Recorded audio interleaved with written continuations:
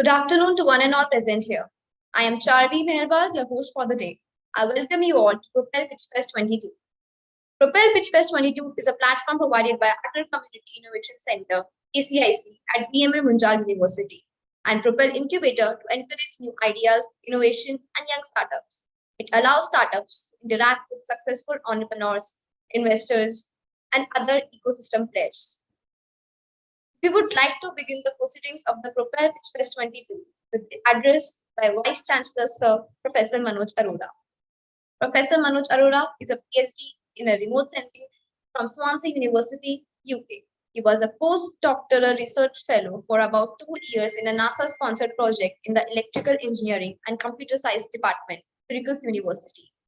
During 2013 to 2018, he led Punjab Engineering College, Deemed University, Chandigarh, as the director on a 5-year tenure and was on a leave from IIT Roorkee, where he served as a professor in the Department of Civil Engineering up to November 1, 2018 for 30 years. Sir has been more than 34 years of teaching and research experience and a nearly equal experience in academic administration across India, UK, and USA. He has served on a number of committees of IITs, DRDO, UPSC, CSIR, UGC, AICTE, MEITY, and TST, and other organizations of excellence. Thank you, Charvi, for a nice introduction. I think you would now call me. Yes, sir. I request you to share your thoughts, please, sir. Thank you very much. Dr. Chintan Vaishnav, if he has joined, Mr. Vineet Rai, Mr. Rahul Garg, my dear students, budding entrepreneurs, innovative minds, and my colleagues. Thank you all for being part of Propel the PitchFest 2022. Friends, as we still battle the pandemic, we have continued to march ahead on all fronts, all because we have an entrepreneurial mindset. I hope that you and your families are well and that you are keeping your spirits high, maintaining good health, and keeping yourself happy. I, on my personal behalf and on behalf of whole BMU fraternity, welcome you to the Fest of Minds and Brains. You know, we were born in 2014 by the Munjal family, the founders of Hero Group of Companies. BML Munjal Sahib was himself the greatest of the entrepreneurs and a successful businessman. We are also guided by our beloved Chancellor, Shri Sunil Kant Munjal ji, who himself is a great entrepreneur, educationalist, and a philosopher. You can now imagine that entrepreneurship is in our genes, and therefore we as a university believe that we are different. We all seek for the advancement and dissemination of practical oriented knowledge in our campus. Our university has traversed a long way during about 8 years now and has established its name through state-of-the-art infrastructure, quality students, highly qualified faculty, innovative pedagogy, focused research and development, and distinct industrial and foreign institution partnerships. You all know that as a country, we are one of the largest world economies. We are a land of huge natural resources. We have the highest demographic dividend, and we have an excellent talent. If we need to take advantage of this demographic talent and the kind of people you are, we can do many innovative things to really exploit the vast natural resources and do things differently. India is indeed taking many steps in making sure that this happens. In our Vision 2025 document, we have entrepreneurial learning as one of our strategic goals. We have geared up our activities in innovation and entrepreneurship space. Currently, we have on our campus Atal Community Innovation Center, sponsored by NITI Aayog. Dr. Chintan Vaishnav, Mission Director, Atal Innovation Mission from the NITI Aayog, will be here with us today and who will deliver his keynote address. Our university incubator, as you might have known by now, is called the Propel, which is the name coined by our students only. Our flagship event, PitchFest, in fact, today's PitchFest has also been named after Propel. Both ACIC and Propel come under the umbrella of Institute of Innovation and Entrepreneurship. We call it I2E.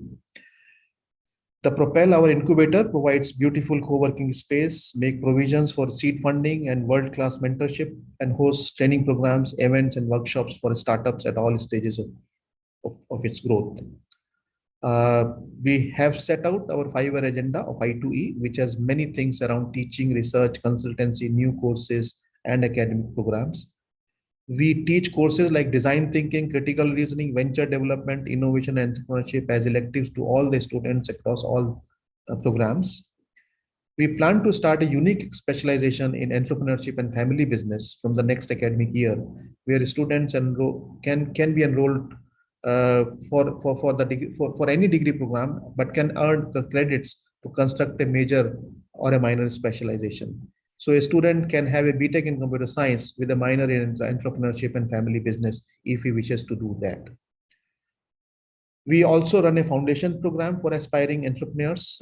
During last year itself, I2E has made significant progress. Happy to share that from the ongoing foundation program for aspiring entrepreneurs, 4 startups have graduated. Out of these, 3 will join our own incubation center, which shows the success of our program. We have incubated 16 startups till now during this year, which is 4 more than the target which we had set for ourselves during this year. We have expanded our network with established incubators. Some of the key ones are AIC at BMTech and AIC at JK Lakshmipati University, CV Raman University, STPI Mohali, and so on and so forth. Our alumni startups, in fact, first one to be incubated, one of our alumni startups at BMU, Batex Energy, has raised second round of funding of rupees 7 crore at about 40 crore valuation under Jito VC led round. So there are many success stories, as you will learn from different colleagues as you move along today and tomorrow.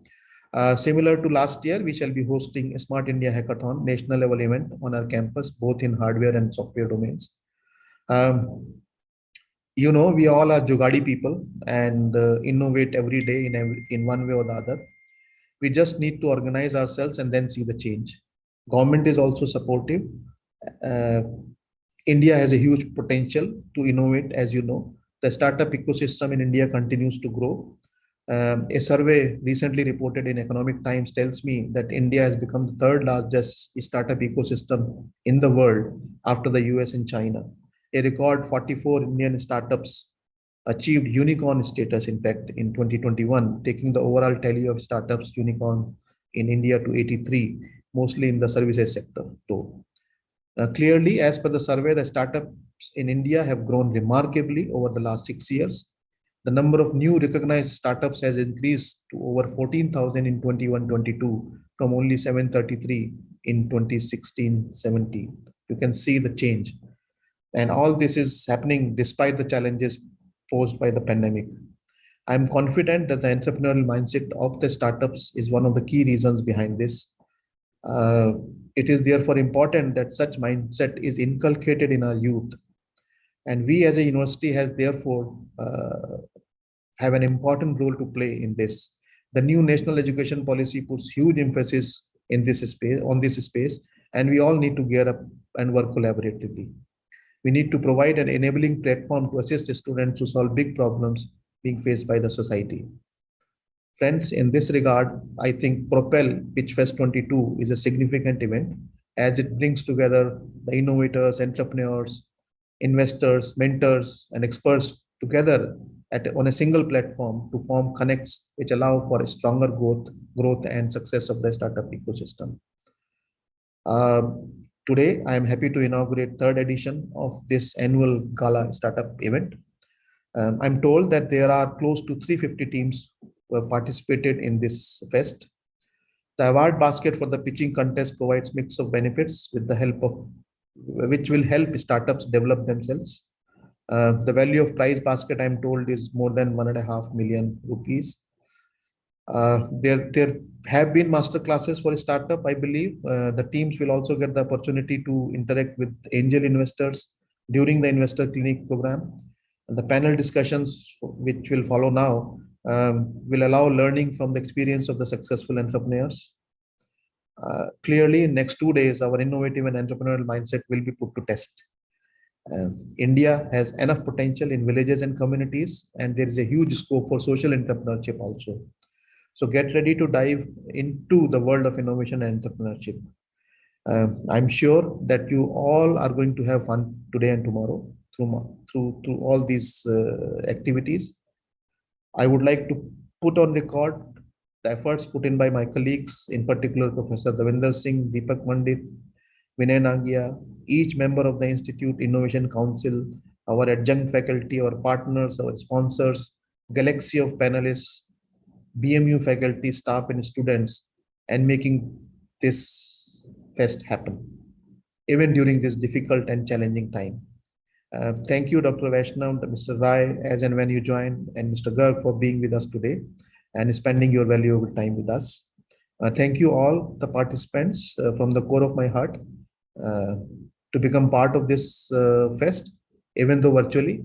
We would have loved all of you to be there physically on our campus, but I'm sure you are going to have a good fun, have a good time. Thank you very much. Thank you so much, sir, for kickstarting today's event with words of encouragement and guidance.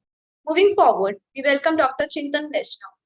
Dr. Chintan Vaishnav is a socio-technologist and engineer trained to design and build large-scale systems that possesses both human as well as technological complexities. Presently, he serves as the Mission Director for Atal Innovation Mission AIM, a flagship initiative of the Government of India under the auspices of the Niti Aayog. Dr. Chintan is on leave from Massachusetts Institute of Technology, MIT, for his present assignment. As a teacher, innovator, and entrepreneur, he has split his time between teaching and research at MIT and living and working with rural communities in India to build solutions that can overcome constraints fundamental to improving human conditions. I request Chintan sir to take the virtual stage for the keynote address. Thank you very much. Good afternoon, everybody. Can you hear me? Yes, sir, we can hear you. Okay, fantastic, fantastic. Well, first of all, thank you so much for inviting me to this Propel Pitch Fest, the third edition of it. Thank you to Professor Manoj Arora ji, who just spoke, Professor Devinder Singh and others who have put in the effort to, make this event possible. Also, greetings to Swati ji, Vineet, Rahul, who you are going to hear from. It's a great privilege to be with you all. Most importantly, to be with the young entrepreneurs who I really truly think are the most important people of our country. And I don't say this to just be nice to you. I say it because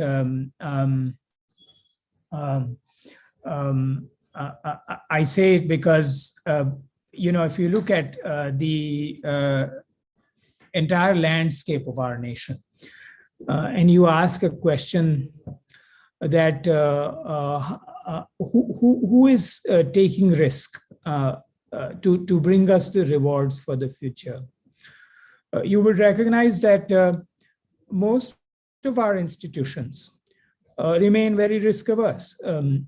For example, families are, for right reasons. Often you see that families are very keen that their children become doctors or engineers. I'm an engineer, so I can't really blame anybody, because they want a safer, less risk future for their children, right? Industries are often very risk averse in the sense that they will only invest they will often invest in ideas where they see a very clear connection to their current top line or current bottom line. But when there are large scale disruptions happening in industry sectors, right? Oftentimes the threats, disruptive threats, are very elusive, and even industries are not very equipped to invest in very risky ideas. Governments remain often very risk averse in the sense that their procurement requires that a company is already profit making and so on. Often startups are not profit making right away and so on. So governments are risk averse. And so pretty much every academia is risk averse. Academia is particularly, and I can say this as an academic, it's not really very adept at rewarding action. It's very adept at rewarding publications, knowledge creation, but action is not something academia is very adept at rewarding. As a young faculty, if you wanted to do something very action-oriented, it would be harder, So I think really the only population group that is taking risk on behalf of our nation are the young people like you, the young entrepreneurs. And obviously reward is proportional to risk, right? And so hopefully many of you, all of you will receive great rewards going forward. But first of all, thank you for taking risk on behalf of our nation. So it's great to be with you all startups.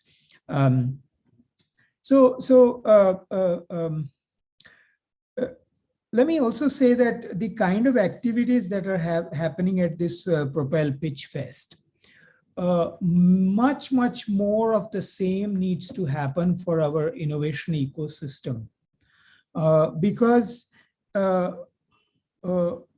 things like the master classes or investor clinics or pitching sessions, etc. When you are a young startup, and I have had my own young startup, there's not enough of this that you can go through in order to hear what you need to hear to sharpen your story as much as possible and get better at telling your story. Because I feel, in hindsight, having worked on startups, storytelling, this is a cliche, I mean, many of you know this, but storytelling is really 50% of the journey, quite easily. No matter how interesting or revolutionary is your idea, if you can't tell a story, you can never get the returns that you deserve. So I think a lot of this needs to happen. I'm really delighted to see that Propel is doing that. So my congratulations for that. I also wanted to share some personal experience. Over last 6-7 years, I had been teaching technology design and entrepreneurship course at MIT. It was a graduate course. There were people typically every semester, there were about 60 to 70 people in this class. They used to be from 11 to 13 different departments of the university. So it was a very interdisciplinary class. In other words, it was never possible to please everybody. But through my class, the one thing that I had learned was that there were two moments of truth for startups. First was meeting a real customer,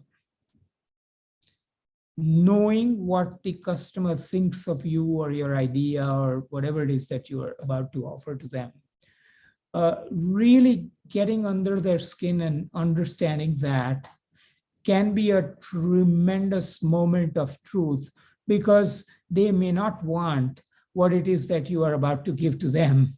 And that can be nerve-wracking, but it's nerve-wracking in a good way, right? It's something that the earlier you do, the better it is. So that's one moment of truth that I have learned about. The second moment of truth that I have learned about is one where one gets to know what the real mentor thinks of what you are doing, right? So of course one can ask a question, who is a real mentor, right? To me, a real mentor is one who, well, first of all, who is somebody you can trust, who has real experience, who is looking out for you. In other words, who does not have anything, any interest of their own. This is somebody who's trying to propel you forward, right? This is somebody who can tell the truth, right? And who does not brand you in some or the other way. They let you move in the direction that you think you want to move in. In other words, they don't bias you, they tell you the right advice. Now, meeting such a mentor and working with such a mentor is a moment of truth, okay? The earlier you find such people, the better it is for you. So these are two things that I definitely wanted to share from my own experience of teaching. Now, Atal Community Innovation Center, as Professor Manoj was talking about, ACICs are meant to be places where innovation and entrepreneurship occurs from community perspective. I was really delighted to hear about BATEX and their work on lithium-ion batteries, particularly that they have raised close to $1 million in their second round. So heartiest congratulations on that. And then I was also thinking that, you know, we are trying to think about how to position the community innovation centers vis-a-vis a regular incubation center, right? And I think one opportunity and one responsibility that is unique to the Community Innovation Center is enshrined in the word community. And so in this area of, let's say, even the future mobility, right? Electric mobility, alternative fuel vehicles, all of that, which could be a natural strength for a place like PMU, given that they have a strong connection to the automotive industry and so on. In this sector also, the future of it has some very, very serious community-oriented challenges, right? One such challenge is, how are we going to migrate the labor that works on conventional mobility type of industry to a new future electric mobility type of an industry? I mean, the conventional vehicles have many moving parts, and if you go to any village, tier 2, tier 3 cities, anywhere in our country, you will find that there are small garages that can fix different parts of these vehicles, including batteries, right? They can fill acid, they can test a battery, whatever. In the new form of vehicles, this is not going to be the case, right? First of all, these vehicles have many less parts, and so the failure rate and all of that is going to be different. How will we migrate these laborers to work on those vehicles, or migrate them to something else, whatever it is? I understand that this is not a challenge that only industry ought to take on, but at least collectively, a university, the industry, and the government like us ought to take on. And Community Innovation Center is the place to do it, because they have the mandate to take care of this community. I think if an ACIC like this can take on such challenges, I guarantee you there would be a lot of support flowing in this direction, right? Overall, because this is our nation's challenge. So anyway, it just made me think about it. In closing that I want to say is that, first of all, congratulations to all of you who are selected for this challenge, who are going to go through this program and sharpen your pitches even more. And I also wanted to say that, unfortunately, there's going to be people coming to my office, so I will have to log off, but I'm hoping that I can log into your 4:30 meeting again and hear you, the startups, because that's where the wisdom is. Thank you very much. It's wonderful to be with you. Thank you so much, sir, for your bright words. Thank you, Now- Chintan. Now it is my pleasure to welcome Mr. Vineet Rai for a special address. Mr. Mr. Vineet Rai is the founder of Avishkar Group and chairs its Group Executive Council. Avishkar Group is an impact investment platform impacting millions of people in Asia and Africa using an entrepreneurship-based development approach. Mr. Rai believes in impacting ecosystem to deliver real impact as enshrined in the vision of Avishkar Group. We exist to bridge the opportunity gap for the emerging 3 billion. Vineet believes that impact investing has the potential to change the world of finance irreversibly. Mr. Vineet has received numerous awards, including the TIE Hall of Fame 2018, the Impact Investor of the Year by News Corp for 2016, Porter Prize for Strategic Leadership in Social Space 2016, NBC TV 18 Award for being the Catalyst Fund for India 2016, G20 SME Innovation in Finance Award 2010 in Seoul, South Korea, UNDP IBLF ICC World Business Award in 2005, and Levinson Award for Social Venture Investing. He is an Ashoka Fellow and honorary member of XLRI Alumni Association. Mr. Vineet recently featured on the cover of Forbes India January 2018 issue. Paul Coleman, CEO of Unilever, endorsed Avishkar Intercap Group for its effort in furthering inclusive development. In December 2021, Mr. Vineet was... Chavi, if I may request you, yes, sir. I'm a very long address, and I didn't know where you got this from, but it's a very long biography. So I think we can stop there. Okay, sir, the floor is all yours. So first, thank you for having me, Professor Arora, Professor Singh, Mr. Munjal, who I have known for quite some time and have benefited from his association, his wisdom. I think, let me actually, I was trying to think what is it that the young minds would be looking for. So I thought, let me actually spend 5-7 minutes on taking you through my own journey. Way back in 2001, I was 29-year-old, and I'll try to actually connect what I'll tell you from my journey to some of the points that I would like to share with you on what you should follow when you are framing your pitches, and hopefully when you convert those pitches into real life businesses. So I'm a forester. I had no idea of finance, so theoretically I shouldn't be giving you this keynote.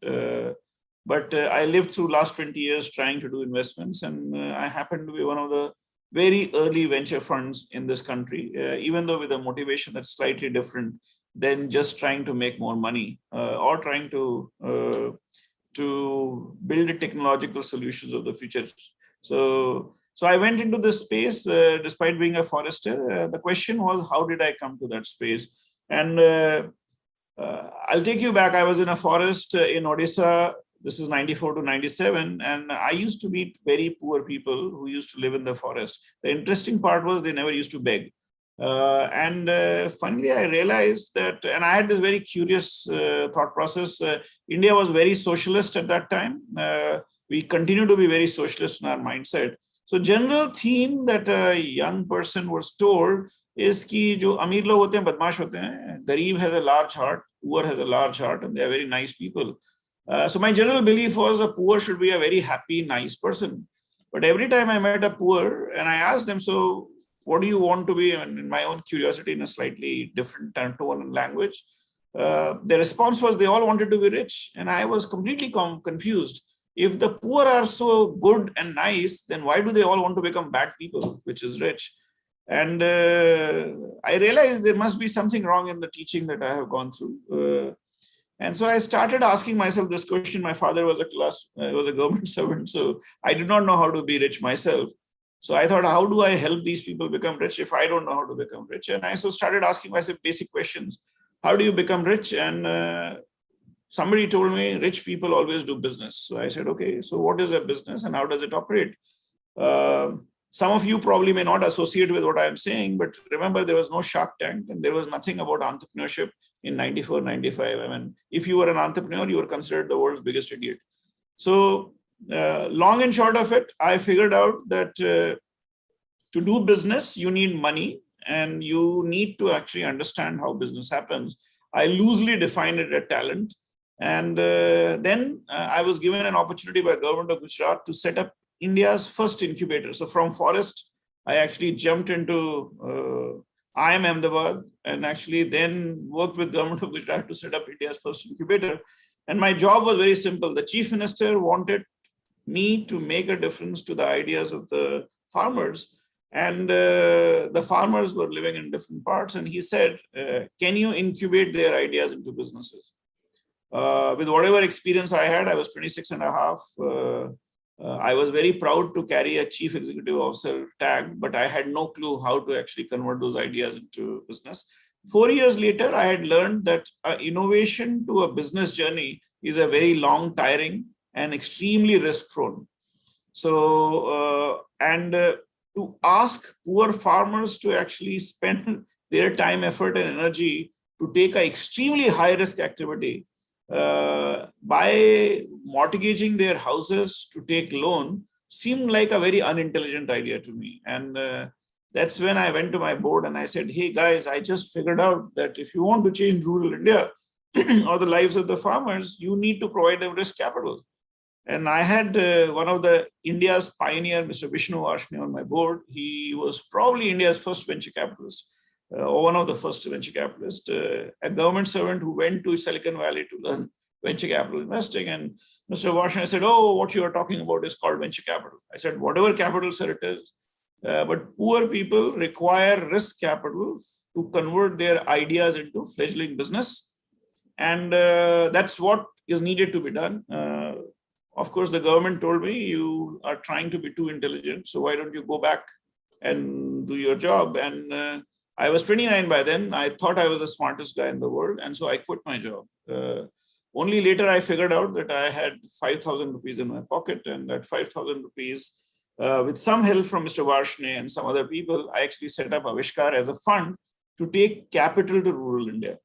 Now, it's all good to have ambition. It's all good to actually present a plan. I actually, in the 4 years that I worked at IIM Ahmedabad, was reasonably smart in how to articulate myself about what I was doing. But I realized that to give money to poor people, I need to raise money. And raising money actually required me to know rich people.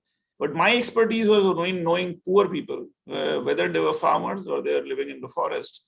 And that became a very serious conundrum. So that took me from Ahmedabad to Mumbai. Unfortunately, even on the streets of Mumbai, you don't find rich people. So I needed to develop networks. To develop networks, I needed to meet people who, meeting them was out of my comfort zone, because these people came from a very different strata. They talked a language which was reasonably different from what I had learned and I come from. And they came in cars that were longer than anything I had ever seen. Interestingly, at the same time, some folks actually from Singapore also came to know of me and asked me to travel to Singapore. Now, I had never in my lifetime traveled out of India. So I went to Singapore and I was very lucky that the current chief economic advisor of India, Anant Nageshwan, who happened to be the guy who had reached out to me asking me to come to Singapore, not only paid for my 2-4 ticket personally, but Ramya, his wife, actually was kind enough to host me at their home. I didn't have the money to actually pay for a hotel. So my important in this whole journey, these individuals who came in trying to help because they thought what I was doing was very pioneering and different, played a very important role. As an individual, my own journey would have probably closed down in 2002 or 3 or 4, depending on how much stamina I had to run with this idea. But it was these people who chose to participate in what I was doing and became the real foundation. Similarly, at the same Singapore, I met Arun Dias and Lakshmi, who actually have still stayed associated with me. Of course, Anand and many other people, Jayesh Parekh, Sameer Wagle and others, who not only participated with small amounts of capital, but encouraged me and pushed me forward to build Avishkar Fund. And as this journey prolonged, I continued to find entrepreneurs, gave them money, and saw many large-scale businesses flourish from the investments we have made. Fast forward today, the guy who started with $100, I actually managed close to $1.2, $1.3 billion We are probably the only Indian fund manager who invests in India. We have made 70 investments in India, but also invest in Bangladesh, Indonesia, Sri Lanka, and East Africa. And what am I trying to do? I'm trying to unleash entrepreneurial thought process to solve real problems, and while doing so, make a lot of money. So what I'm trying to integrate is real problem solving with the act of return generation. And that's really what I'm trying to do. Now, since you have heard my journey and you saw how I actually came where I came, most of it not because I was the smartest, actually probably I came here because I was naive, I was stupid, and I was ignorant. The important thing, and you heard Mr. Vaishnav talk about you guys as the most intelligent, the real prospect of the future. I am telling you that your strength does not come because you're the most intelligent. It comes because you are ignorant. You are naive and you're not the most intelligent in the worldly wisdom way. That gives you the opportunity, because you are young, to give yourself the opportunity to make mistakes. And that mistakes, with the ability to resolve those mistakes, makes you the potential of the future. And that's really the most important thing that I can tell you. You can go to any university in the world. The university will not teach you entrepreneurship. What will teach you entrepreneurship is your youthfulness, your ability to be naive, your ability to ask an emperor whether they are wearing the clothes or not. Now, that's really what makes you unique and different. So being intelligent is not necessarily the real reason for success for entrepreneurs. To have a stamina of a marathoner athlete is probably a far more important thought process that you must have in mind. So entrepreneurship is less about intelligence, more about your ability to deal with very difficult and stressful situation with equanimity. It is also about knowing how well you know your weaknesses and limitations, and then excelling with them. So if you've gone to IIT and you're competing with Stanford, you don't really need to worry about the IIT's ranking versus Stanford. You need to actually understand what you don't know and then play to what you know very well. And that would probably make you better. If you are competing against an IIT and you are not coming from a IIT, but from a tier 1 institution, the same applies. So therefore, it is not how strong the other is, but how resilient you are that makes a difference in the spirit of entrepreneurship. So it's not an exam. It is an exam that takes place every morning that you get up, and every day when you go back to bed, you have to prepare for the next day. I think when you guys prepare for your pitching, you might want to know as an investor, what do I look at when I meet entrepreneurs? So the first thing that I look at when I meet entrepreneurs is, do they understand, or can they articulate their problem statement very easily? Do they know what problem they are solving? Invariably, we come across very smart people who have a great solution, which is in search of a problem. I think what is more important is to find a problem and then search for a solution. Investors are more keen on the problem and less keen on the solution per se, because most of us at an early stage understand that your solution may have to change because the problem will seek adaptability. So it may change by 10%, it may change by 90%. But if the problem is large enough, you will create significant value. So the size of the problem and your understanding of the problem and the clarity with it is very good. The second thing, and Mr. Vaishnav talked about ability to tell stories, that's a very important ingredient. I call it, can you articulate yourself in a very simple manner? So is it possible? And I can tell you with entrepreneurs, I met entrepreneurs with 10, 15 years experience. For them to tell what they are doing in simple words has been very, very difficult. Part of it is because you're so immersed in what you are doing, you forget that articulation of what you are doing is equally important. Third, any business that you build, if you are looking for scale, it has to be simple. If you are trying to build a complex business, remember, then it would be a business that will remain a bonsai. It will never become a banyan tree. If you want to build a banyan tree, try to build a simple business. A simple business scales up. If you want to know what else I look for beyond the entrepreneurs and their thinking, we actually spend a lot of time trying to see if the entrepreneur's problem statement actually captures a very large problem. That actually, in addition to entrepreneurs with clarity, simplicity, enthusiasm, and etc., is a very critical component of our analysis. And the third and the most important thing we look at is, does this person has the ability to attract better people, more capable people than he or she to work with him? So are you capable and resourceful enough to attract management capability that would allow you to build a scalable business? Now, these are some of the things that we focus on quite significantly. What kind of people have you attracted? What kind of chemistry do you have with these people? And how do you share what you have with them? Becomes a very important part of our learning when we are actually trying to judge an entrepreneur. Of course, when we are looking at an entrepreneur, we are looking at an X factor, and that X factor is different from who the investor is. For me, the X factor may be actually how you integrate your business acumen with the impact that you're delivering.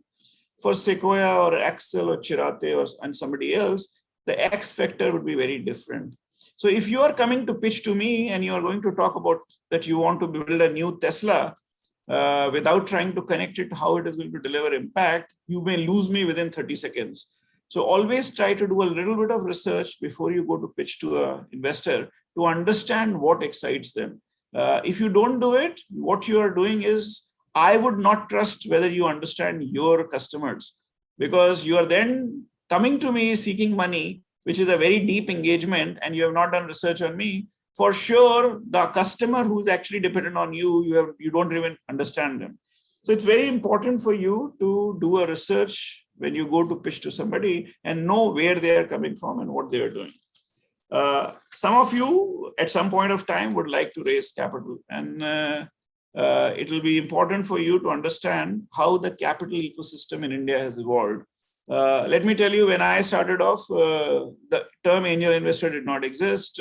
Venture capital were almost as rare as black buck is in India. Very rare. You have to go to Thar Desert and probably drive for 10,000 kilometers to find one. Now, if you go to Bangalore and throw a stone, it will find either on an entrepreneur or an investor. So you guys are living in a very good times. In fact, I believe it is much better to be an entrepreneur right now than to be an investor.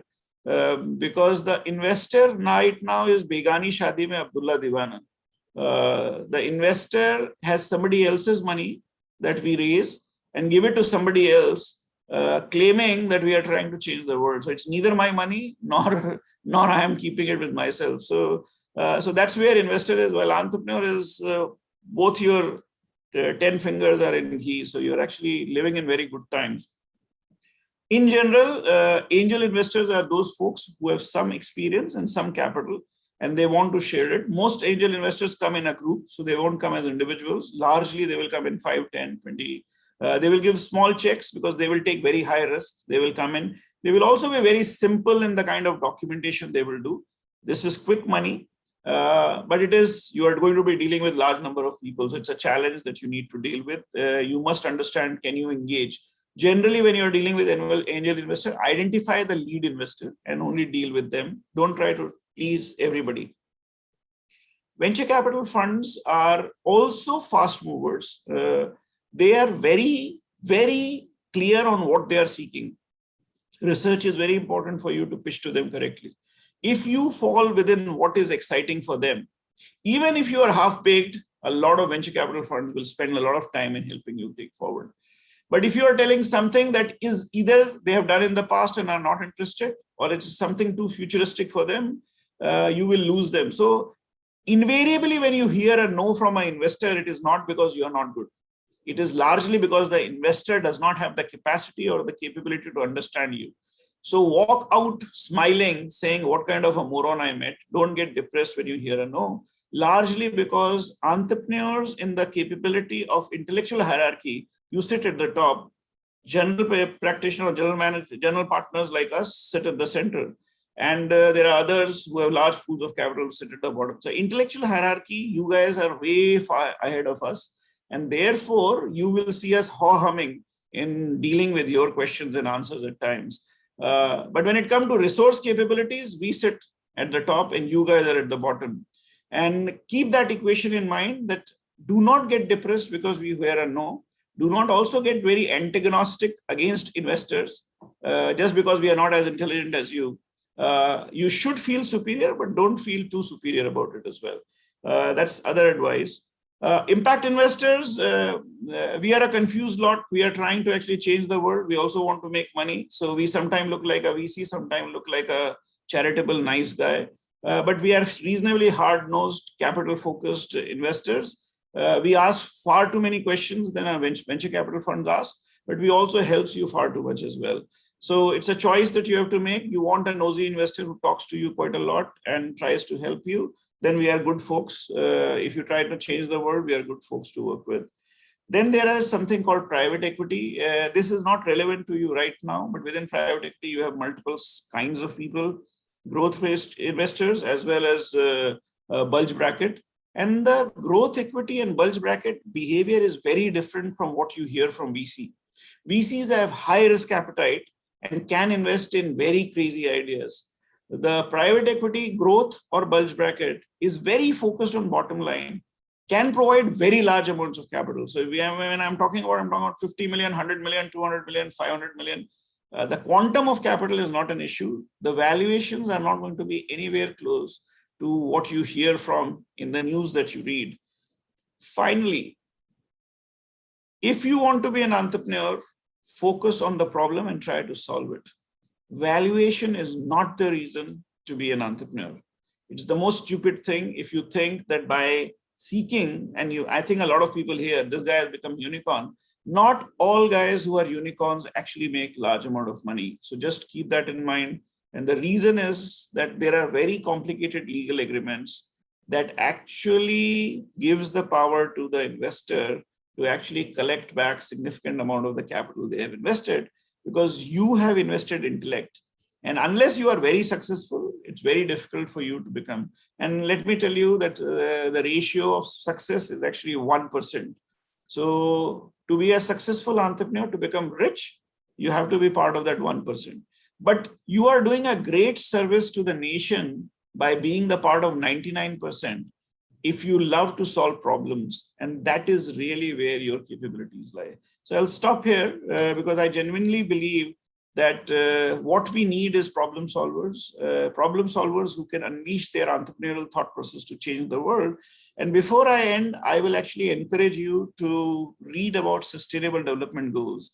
These are goals that 193 countries of the world, their presidents and prime ministers have come together to sign. And this is the most audacious goal humanity has ever seen. This is a goal where these guys have actually said, we will change the world in such a manner that we will have no hunger, no poverty, no inequity by 2030. Now, let me tell you, since the time Homo sapiens started walking straight, human beings have not seen a world like that. Human beings have never seen a world that is free of hunger, poverty, inequity. Impact investing and entrepreneurs who can solve real challenges of the world are going to be the real toast of the future world if we are able to do this. And therefore, 2030 is the time where we want the change. There is going to be a deluge of very large amount of capital that will come into impact space. And so if you find a poor person and if you find somebody who requires help, there is a chance you may actually become a great entrepreneur, not only a rich entrepreneur, but an entrepreneur who has solved real problems, and a large amount of capital will chase you. So this is my last pitch. Do go back to your social conscience and be good human beings in addition to being great entrepreneurs. Thank you so much. Thank you so much. Thank you, Mr. Rai. I mean, we have some time. Would it be okay if you were to kind of ask you? I'm happy to. Yeah. Very interesting. I mean, what you covered was, if I had to call, a very good session. It covers everything, you know, what somebody would want to know of entrepreneurship in 15-20 minutes. One thing which you highlighted was, and where you started and you kind of ended back was about, you know, how poor require, let's say, how poor wants to be rich and how we need to kind of help them. And we spoke about how entrepreneurs can really go about doing it, looking at problem. One thing which is, interesting is that there's a lot of money there in the industry as well. And there are a lot of problems that entrepreneurs may want to solve. Any thoughts into how the two can come together and work together? Apart from just the CSR, just CSR is one element, but if you can go beyond that, what would your thoughts be? So, Mr. Singh, I think generally, and I'll give you some examples of where it is already happening. So you can look at IKEA. IKEA is a great example, very large industry, but they have integrated the idea of changing the world into their production system. For example, when they came to India, they are actually investing significantly into our carpenters, artisans, and others to actually create a massive supply chain so that they can actually be retailing what they are producing in India. Now, that's actually a beautiful integration because they are going to the remotest part of India to actually build a supply chain for themselves. So that's one. Fab India is actually a great example as well, where it has actually integrated its supply chain to every nook and corner of rural India. But these are not social enterprises. These are real commercial enterprises, not social enterprises. Interestingly, in a world which is actually becoming very resource hungry, you are seeing a significant change that is taking place as well in very large corporates. So whether you go to Tata, the Birlas and others, they are all actually trying to find answers to the challenges of consumption. I was actually moderating a panel for Aditya Birla Group, and I was quite surprised to see or hear a comment from one of the CEOs who said that one of the things that if the world reaches European consumption standards on minerals, then we'll require 2 Earth, and we are not far away. So basically, we have already reached European consumption standard of minerals. If the rest of the world reaches, we'll require 2 Earth, and we'll eat away 2 Earths. Now, that's the kind of dangerous world we are living in. And I think we actually have a very serious conflicted position as far as the industry is concerned. Industry has been told produce more, produce more, produce more. And suddenly we are realizing that the producing more will actually bring that 1.5 degree of climate change. And therefore, half the world probably get wiped out, or probably most of the world. So I think we are in a time where industry has to first realize that our future is at stake. And once it realizes that our future is at stake, it may have to actually trigger innovations. And those innovations largely are very difficult to happen in very large industries. So they will then come to entrepreneurs, young entrepreneurs, to get those beautiful ideas that you see. And if you go and look back to the world's largest companies 20 years back, most of the top 20 companies don't even exist now or are nowhere in the first 100 or 200 also. So I think it repeats, the cycle repeats, which tells that the young entrepreneurs of today are the future of tomorrow, and therefore the large companies must see value in them. And I think, Professor, since you are probably talking to the industry as well as to entrepreneurs, you have to encourage a conversation between the two. True, I think that's the important thing. And then I think what you did way back, when you moved from being forester to becoming somebody who wants to find funds, risk fund, and then you move to Mumbai. I think that's the kind of thing which kind of inspires us, Ahmedabad to Mumbai. There's one question which has come, says for any groundwork of a startup, what is the best way to proceed? And when is the perfect time to do the same? Meaning, I think what is the best thing to do the first time, and when do you do it? When do you start becoming a startup? Okay. So there is no time to become a startup. You can be 70-year-old or 7-year-old. You can start a startup. There is nothing special about a startup. Government is working in making life easy for those who want to start a company. It's still a complex process, but it's not as difficult as you think it is. Sometimes we actually seriously take, we think starting up is a very complex process. It is not. If you understand that you have found a great problem and you can articulate it well, that's the time to do a startup. Yes. I think somebody else is asking, how do you make startup fundable? I think, but you did speak a lot about how you make them fundable in this thing. Yeah. Great. Thank you so much, Mr. Rai, for coming here, for sharing your thoughts. And we know you have a very busy schedule. You took time out. Very thankful to you for that. Over to you, Chavi. Thank you, sir, for your very insightful words. I'm sure all listeners would have learned a great deal from your address. Now, let's take a short break and resume in 5 minutes. Please remain logged in for the various sessions with successful entrepreneurs.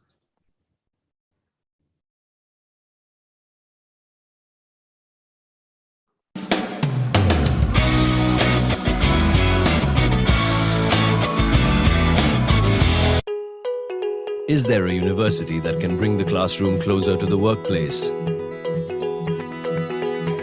That can balance theory with practice? That can seamlessly merge the present with the future?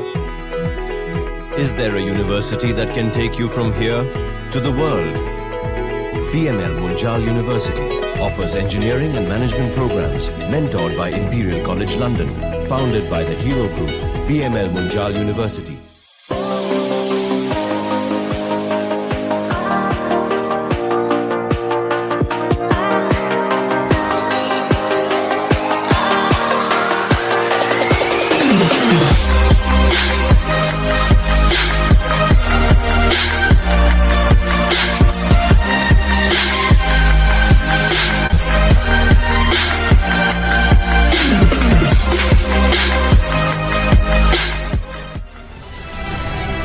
iCreate, the International Center for Entrepreneurship and Technology.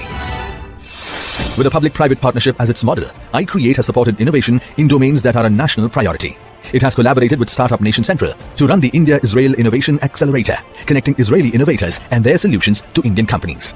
With India's Sona Comstar and Israel's IRP, iCreate is co-developing an electric motor plus controller without using rare earth elements. With Gift City, India's only IFSC, it has created an enabling platform for the startup ecosystem in the field of fintech. iCreate has joined hands with Aether Energy to build a unique, integrated, open-source platform for small EVs. All this has contributed to making Gujarat the top performer in state's startup ranking, DPIIT, for 2 consecutive years in 2018 and 2019. iCreate, envisioned, evangelize, the biggest EV innovation challenge.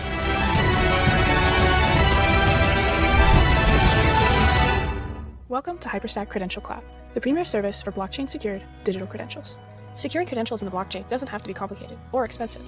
It is as easy as designing the certificate you want, issuing it to your earners, and watching your brand profile grow as they share it with their network and leverage it to showcase their skills. With Hyperstack, you can create certificates that align with your brand using our comprehensive design platform, which integrates with Canva to provide a wide variety of customizable certificate and badge options. Once your certificates are ready to go, issue them in seconds by simply uploading a spreadsheet with your earners' email addresses. After they are issued, certificates are securely stored in the blockchain and can be verified with a single click, making it that much easier for potential employers to hire your earners. Design, issue, share, and verify. Create credentials you can trust with Hyperstack Credential Cloud.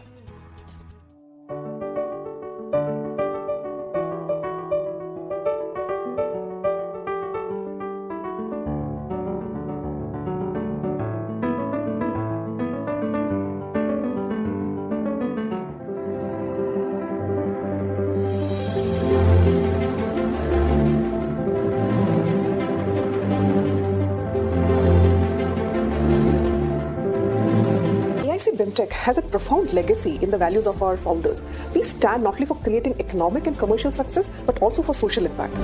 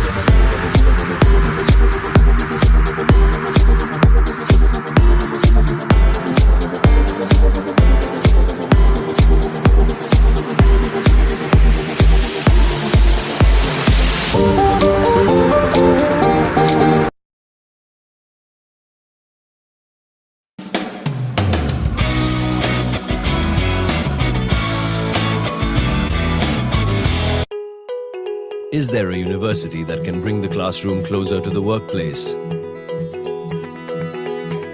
That can balance theory with practice?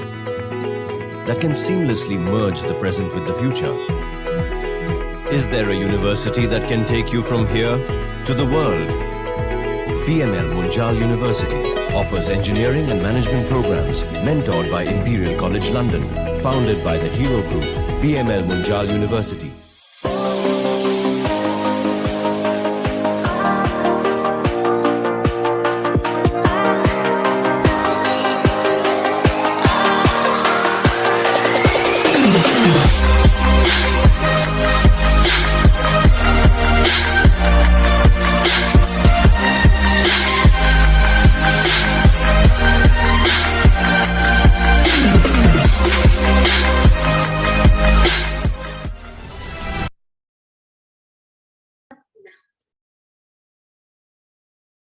Finally, we have reached one of the most awaited sessions, the fireside conversation.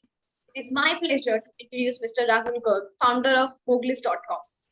Mr. Rahul is a first-generation entrepreneur who started Moglis with a vision of transforming industrial distribution for the manufacturing sector with a technology-first approach.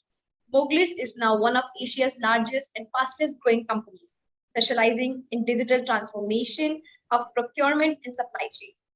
Before starting Moglis, Mr. Rahul spent 5 years at Google Asia, where he launched the advertising exchange and was driving sales strategy. An alumni of IIT Kanpur and the Indian School of Business, Hyderabad, he holds 16 US patents in the area of wireless technology, digital networks, and analytics, and served as the vice chairperson of IEEE Gold, Bangalore from 2004 to 2006. He has won 35 awards from industry bodies and experts, including the Fortune 40 Under 40 leader, Business World Young and Entrepreneur, IIT Kanpur Distinguished Alumnus Award, and Forbes Tycoons of Tomorrow for his contribution to digital transformation of the manufacturing sector. I would also like to take this opportunity to introduce Professor Devendra Singh, who is currently the CEO at ACIC BME Foundation, in charge of incubation and associate professor at BML. Sir has led new product commercialization as director with Coca-Cola India. Sir is also an experienced consultant and has remarkably contributed to innovation and commercial growth of business. He has held senior management roles with global companies like Coca-Cola and Foster's International. Professor Singh has worked in many emerging markets in the Indian subcontinent, Central Asia, and West Africa. Now, I would hand over the mic to Devendra sir and Rahul sir. Thank you, Chavi. And first and foremost, a very warm welcome to Rahulji. Thank you so much for taking time out and joining us here. Namaskar. One thing that introduction did not cover, and I think I just need to highlight, is that you are part of our I2E steering committee, which has been giving us a lot of valuable inputs on a regular basis, and your inputs have been encouraging as well as demanding and helpful to us. So thank you so much for taking time out today and joining with us. My pleasure. And always good to sort of hopefully add value to all this young and creative minds and spending this time, hopefully I get to share some of my experiences of what I did, right and wrong both, during this journey. Very true, very true. In fact, many of the students and many of the startups who are part of this Propel PitchFest22 are at a time when you were at, let's say, at IIT Kanpur, so that's the kind of thing we have. Many of them are at that stage. And in fact, before you started Moglis, you were working. Now, how did this, one of the things that, we always, as a faculty, as incubation, when we talk to students, we can see two things in their mind, going on. One is, I want to become an entrepreneur. I want to have a startup. But at the same time saying, but I also want to work. I want to gain experience. Okay, that's a kind of thing that happens. So I thought maybe we can start by asking you, did you also have it while you were at IIT? Did you have that kind of thought? Or when did you really decide to become, have your own venture? So I think, so I graduated from ITK in 2001. And I would say that there are two things which was core to my sort of journey so far and continues to be. I mean, the love of engineering and the love of entrepreneurship. So somewhere that was always there as a undergrad student as well, that I got to start at some point in time. Now, you also realize over a period of time, there is never a good time. I mean, you could start in 20s, you could start in 30s, you could start in 40s. I mean, like, and you look at the statistics. I mean, some of the largest cohort of very large entrepreneurship comes from people who started in 30s. So unlike, I think there are two contrarian views, one which says that you got to start in early 20s, and there is second where you start probably in early 30s or mid 30s. I belong to the second cohort of people, but I think that belief that I want to start something and build something large and build it from India, I think has been there from very early on. And to the question which you alluded a little bit on, whether you should start up immediately or you should gain experience, I think there is no right or wrong answer. But maybe one of the relevant question to ask is there a problem that you really, really want to solve and you feel that is something you want to make it as a life mission for next 5 to 10 years? Because most entrepreneurs need to commit to that kind of time horizon in many cases. If you're ready for it, if you believe you have at least the first level of skill sets which might be required to solve that problem, or you believe you can gain it fast enough to be able to solve it, then I think there's no specific sort of the right point in life when you can start. So you can be incubating out of college, you can be doing it like me after 15 years of career, but all are good times. And what you just said was, look for a problem which can become a life mission. So I think the life mission probably is what you may want to just kind of elaborate. A lot of people have ideas, a lot of people see problem. When you say life mission, how would somebody know that this can be my life mission? See, I think firstly, I mean, it's a little bit transient philosophy, right? Because yes, life mission changes over a period of time, right? Also, I mean, like I started with semiconductor, then I went into learning online and advertising, and now I'm running manufacturing tech. So if someone was to say that the life mission was semiconductor and wireless, which was true at that point in time, over last 10 years, it has evolved to something else, right? So I think there are some easy tests for this, because as a young mind, you have like hundreds of creative ideas. On a Sunday, the idea is different. On Tuesday, the idea is different, right? So which you really, really are passionate about. So I think just testing a little bit of the time, does it stick after a week? Does it stick after a month? Is one test I could say. The second thing is when you start to build a prototype or talk to a customer, talk to a supplier, I think that kind of tells you, because eventually your mission will be as much prevalent if you are excited about talking to more of the customers, more of the suppliers, or more of really the target genre of partner ecosystem that you may be talking to. So I think those are some of the tests that you will do, and then you have to take a call. Are you willing to bet on it for next few years? That after whatever, like we say, you test and then you scale, right? Kind of a thing. So if you've tested for a few weeks, few months, talking to customers, talking to suppliers, and you feel still very, very motivated about solving that problem and working with that customer partner ecosystem, I think those are some of the tests you should use. And this is a transient in life, by the way. There's nothing called as like really, really that you will do it for like, I think as you would have realized, Professor, as well as I've realized, I mean, like people feel sometimes I've come across various sort of young engineers who feel that after 2 years of experience, I will only do Java for the rest of my life, kind of a thing, right? And it's not as fixed in life. I mean, over the horizon of whatever 40 to 50 years of our career, starting at 22, assuming like, let's say even 62 or whatever, world is going to change around you. Technologies are going to change around you. To remain relevant, to remain hungry and innovating, all of those will keep on changing around you. So do not think that something that you do for 2 years is now your like life or career path set in stone, and you can't sort of look left and right. You can keep on experimenting and learning new stuff and moving in different directions. So that's an interesting thing. You were, before you started Muglis, you were in a technology. You were in a very, very different one. So how did this whole concept of Muglis come to you? What insight led you to come to start Muglis?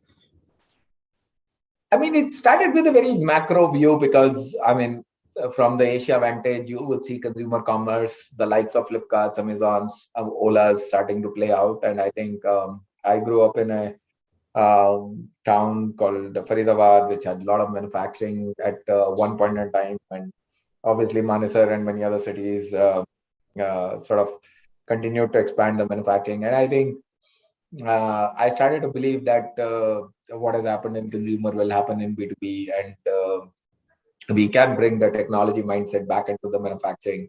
And again, your test of whether that problem sticks with you, whether you want to do that for several years, because I mean, like, we just completed 7 years of starting up, and we just feel it is still kind of day one, and there's just so much to be done. So you got to remain excited about the sector that you pursue, problem that you want to solve. So I think you test for a few weeks and few months, and if it sticks, you kind of commit to it. And because these are things you cannot sort of like go back in time and change. I mean, unless you really want to pivot out in completely different sectors or completely different problems, I think you are somewhat married to the entrepreneurship venture that you have started. Right. I mean, what I find interesting is you were in technology area, and what you got into was in a way not really technology per se. It's about hardcore supply chain, manufacturing, which 7 years ago, as much as now as 7 years ago, was not the flavor of the startups ecosystem. Now, for the last decade, the technology seems to be the flavor. Everything has a tech, ed tech, fintech, agri tech. Everything has a tech behind it. How do you see? Do you think we don't see the tech behind Muglis, or is there a lot of technology behind Muglis? So firstly, there is a lot of tech behind. I mean, we use manufacturing tech. So just to make sure that we also have a praise for it, there is a lot of technology that plays at it. But it would be fair to say that we are not a pure software company. Yeah, unlike many of the companies that you sort of say maybe, and for that matter, Ola is not a software company. Flipkart is not a software company. I mean, many of these companies continue to have a very, very large backend of operating warehouses, operating transportation systems, figuring out very, very large data sets to be built, so on and so forth. So I think in our journey also, I mean, technology is a very, very important and core part of it, because without that, you can't build national supply chains. You can't make sure that the products get delivered on time. You can't sort of keep customer or a supplier engaged in the manner you want to engage them. So there is a lot of technology that goes behind building something like Muglis. Having said that, many of the problems in India, at least from what we realize, is there is a combination of technology and operation, because fundamentally the infrastructure in the country, for every sector that you pick, the infrastructure is still yet to be built. So we are still building the country infrastructure in most sectors that we play. So you got to do a mix of both, remaining as a pure play software tech.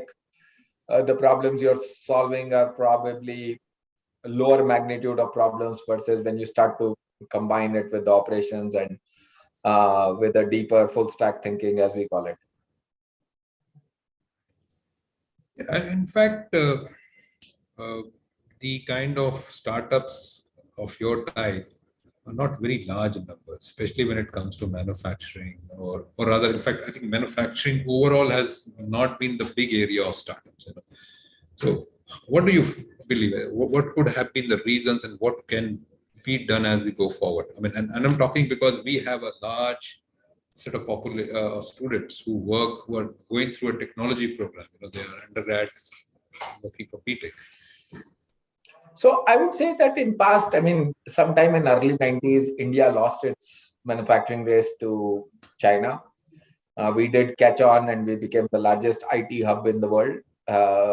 So definitely as an ecosystem, we somewhat lost the global ploy of playing as a manufacturing. We continue to do manufacturing, but mostly it is for domestic, right? I mean, our scale of export is probably 1/7, 1/8 of what China is, right? So we have definitely not succeeded as a country, as an ecosystem to play to the global scale. Having said that, I think this has become a very, very interesting time post-COVID, post all this geopolitical evolution, that India has an opportunity to play a far bigger role in global supply chains, and also building technology and manufacturing for the Indian sort of consumer that is becoming larger and larger. So I think fantastic time, and I think somewhat we have lost maybe since early 90s to now. So we have lost 30 years. We have lost 3 decades of manufacturing, but we have an opportunity in the next 10 years to capture at least, not necessarily becoming the largest in the world. I think that would be a far reach, but I think we can become far more relevant as a manufacturing country in the global ecosystem than we were over the last 3 decades.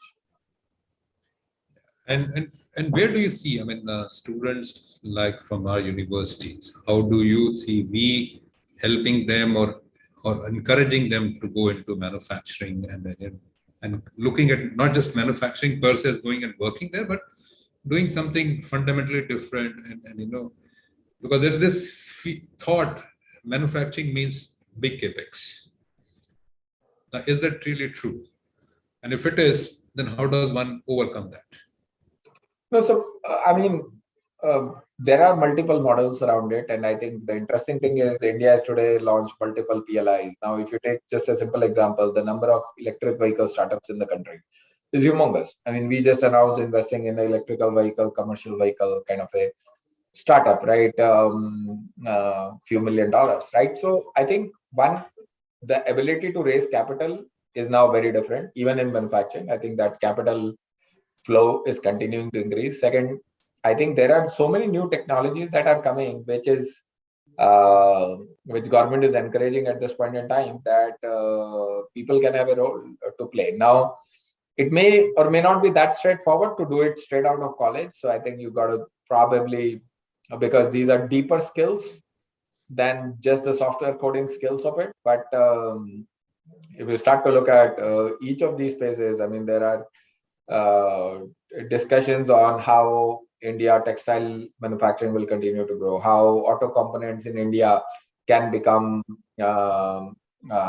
significant in global supply chains for companies. There is a talk of how chemical industry may actually get translated and become suddenly larger because Europe is struggling around it. So I think there are a lot of tailwinds. Sometimes that exposure is not as high, I would say. So if I look at it from a academic institution perspective, I think many of these global changes that are happening and are providing tailwinds to manufacturing sectors on a sporadic basis, I think we need to bring those more and more to the students. I mean, we can't sort of like ignore the fact that probably India is today the largest manufacturer of vaccine in the world. I mean, one of the largest. I think China will be there, and maybe we are top 3 in the world.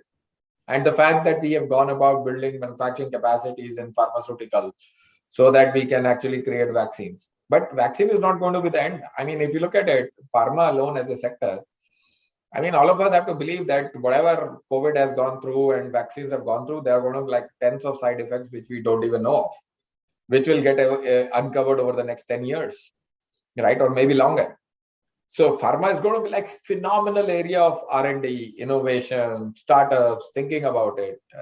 I remember last year, there's one of the artificial intelligence startup that, and some of these are combination of technology, manufacturing, various things, but they had come up with a way where if you have the X-ray, and this happened in wave 2, right? So they, because many people were trying to get CT scans and other things, and typically you sort of worry about, is there too much exposure, and do I need it, do I don't need it? So while the X-ray is far cheaper and less exposure, all of those. So the technology they had developed was they were able to use the X-ray,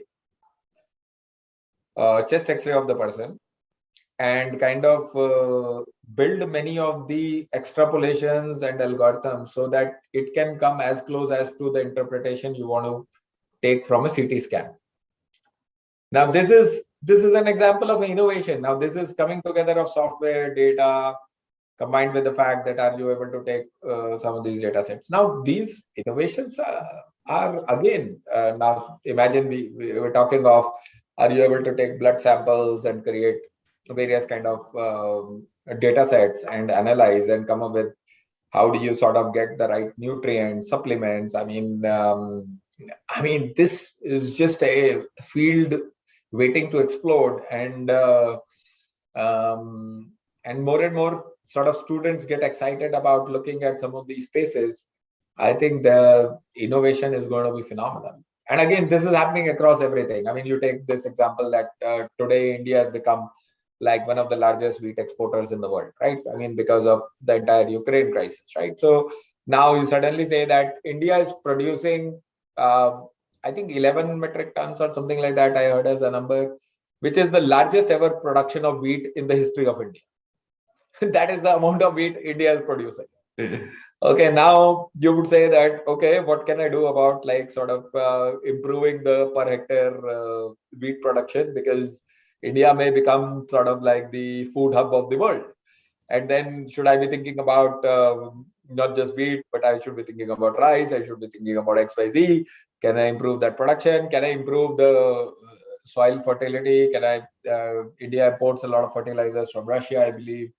So you have to pick sectors, and once you start to pick sectors, go deeper into it, there is so much innovation, which will have a combination of operations. As I said, in India, many of the things does require operations, does require committing and going deeper into the space. And is going to apply the technology, as we call the software technology, also as a play, because software is important, I think, in many of the cases also to scale. Sometimes it may or may not be as much essential for the fundamental small pilot, but it is very important as you scale, because you want to replicate it across hundreds of customer bases or supplier bases or operating principles. Yeah, and you just spoke about this. I think the scale is something which, when we want head towards achieving it, we do achieve it. You know, just the example of wheat, and some few decades ago, milk. You know, from a milk deficient country to the largest milk producer of the world. I think we have that ability, and I think if we might have lost 20, 30 decades, 2 or 3 decades to China in manufacturing. We still could go for it, but we just had before you a speaker, Mr. Vineet Rai, and he was speaking about how if all the countries, or if we were to increase the level of consumption of the world to the level of consumption by a European, okay, then the kind of resources we need is probably going to be 2 Earths. It's not, the single Earth is not sufficiently large enough to provide that resources. So the question here is, when we talk of scale, how do we manage that with the reality that, you know, we as a human race are heading towards that level where we become unsustainable?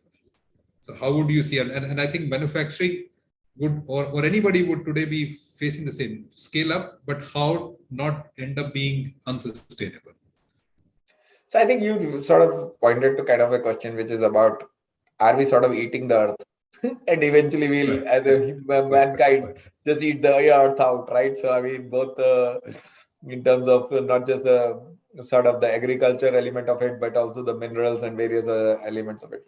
So I don't think I have a great answer to a global problem to be solved. I would say that one of the, I would say in our capacities of thinking about it and trying to solve for it, how can you continue to recycle, and how can you continue to become far more sort of net zero from that perspective of contributing lower and lower to the environment destruction? I don't think we have an absolute answer as a mankind of what will it mean, unless we go and start colonizing Mars or Saturn or Moon or other things, right? So so maybe that will become reality in our lifetime as well.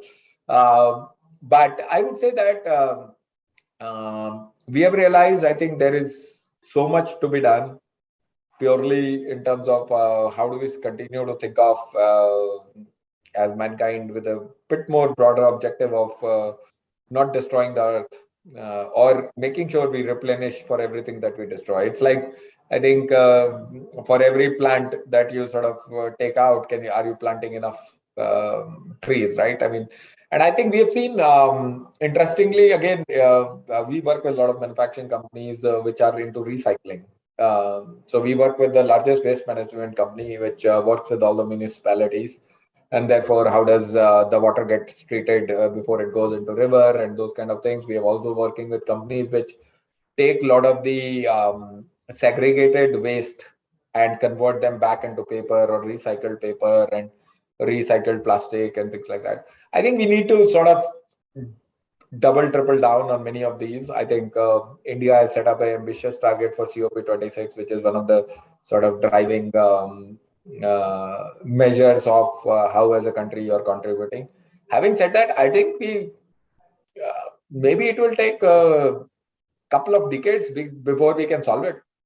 I mean, I don't think there is a right answer, because our hunger to replace a mobile phone every 18 months is there. So there is a lot of electronic waste getting generated, which is waste, right? I mean, like, not everything is recoverable, and that is coming from minerals by the earth and so on and so forth.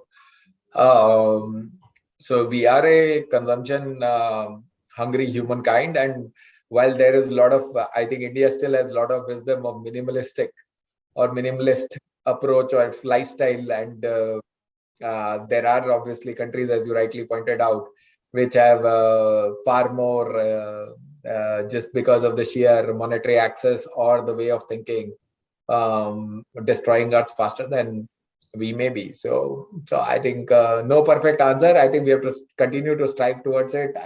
Again, I don't know how to solve the global problem. We continue to do what we think best in terms of as much sort of creating net zero and recyclability around it. Yeah, that's true. I mean, it's one of those sticky problems that don't go away very easily. But yeah, for me, I think the classical problem that I continue to think about, I mean, we are in Noida. I mean, many a times you cross Gazipur or you go to this Tughlakabad area, and you sort of figure out this, what is this mountain, right? Which is in the center of the city. And you're as right. If in Delhi, we are not able to solve this mountain problem of waste and being able to sort of, but I can tell you, as students, as engineers, I mean, we have to be solving these kind of problems. And these will not be just like putting a software on top of it, right? I mean, that is not the solution. I mean, we have to be solving it at how does it get originated? How does it get segregated? How do we sort of process it? And can something useful come out of it? And then what do we do beyond? I mean, those are the real problems that the world is facing, we as a country are facing, and those are the ones which we should become excited as entrepreneurs to solve for it. True. In fact, we are also encouraged. We also see some of the startups or some of the teams which have been participating in PitchFest. Like last year, one of the teams which participated and there was a winner called BTech Synergy. They were working on recycling lithium-ion batteries and extracting the metals out of it. So something I think is a good idea, because few years down the road, we will have a very large amount of batteries coming out of the e-vehicles, as a scrap or as a waste. And if there is a way to use them and bring them back into some kind of a circular economy, would be a big advantage for us. And we have some others who are also thinking the same thing. But you're right. I mean, I think youth probably would be able to look at this thing with far more different perspective and a new perspective than many of us who might have been creators of this problem for them to in the first place. So, but let me. They have much longer to go to see the manifestation of a problem than us. So they have to care more about it. I mean, we have to also, but for sure they have to care more. Yeah, I think we would have to give them that leeway and that platform to address it. But let me just change the track and come back to manufacturing a little bit, and largely because you through Moglis would have not only worked, I mean, you work with a lot of small and medium enterprises. you also work with some large enterprises as well. And you have if I were to call, a certain understanding of how, let's say, US or China built up their manufacturing capability and scaled it up. So if you were to look at this understanding and where we are, what would your recommendation be? What kind of manufacturing enhancement or increasing strategy or way should be for India? I mean, we've been focusing a lot on Make in India, Brand India. How would you kind of So I feel see that the roadmap? eventually most of this change is about, and just like for the startups as well, I think more and more people stepping out and doing it. But that's the true test. I mean, like coming out of the university, if 10 people start to join manufacturing as a sector, either to get initial experience or to do a startup in that sector, I think that momentum will get generated. Because that's the way IT services grew. That's the way startups have grown. There are entrepreneurs who came out. I think India's entrepreneurship wave started in 2007. I think we are 15 years into starting that wave. It takes almost a decade for the wave to become something larger. And I think that wave for manufacturing has started. I mean, it started, I think, 2-3 years back. So I think there is a phenomenal opportunity from now till 2030. And I think the real test will be in 2030 if you reflect back and say that we have created $1 trillion manufacturing economy. That is the real proof that will come out. And I think that's the key thing. And therefore, I feel to a certain extent, train has left the station. We just need to continue to make sure that there is enough momentum and people, because you take the examples of PLIs. I mean, like the number of PLIs getting awarded. I mean, India is committed towards EV. India is committed towards, I think India is looking at hydrogen fuels very, very. India is looking at semiconductor. India is looking at auto components as the hub for the world. India is looking at textile as far more export oriented than it was in past. Chemicals, we have been a beneficiary of this war and the Europe impact of it. Pharmaceutical, we had to do it just because we had to do it, had to be self-reliant. Steel, cement, we have so much infrastructure being built in the country that again, there is no reason that the steel consumption, cement consumption in India is going to go down over the next 10 years. So you pick every sector, agriculture, I mean, like every single sector in India is bound to grow. And we'll need fresh blood. We'll need people who are thinking big. We will need people who are sort of committing towards it, developing deeper skill sets. And that is basically coming out of the colleges. And I don't think we have enough talent yet as a country. Imagine we are short on software engineers still. I mean, like, while most colleges are producing software engineers, right? We are still sort of software engineers. Imagine the shortage that you will have in manufacturing sector and across all the verticals that I spoke about.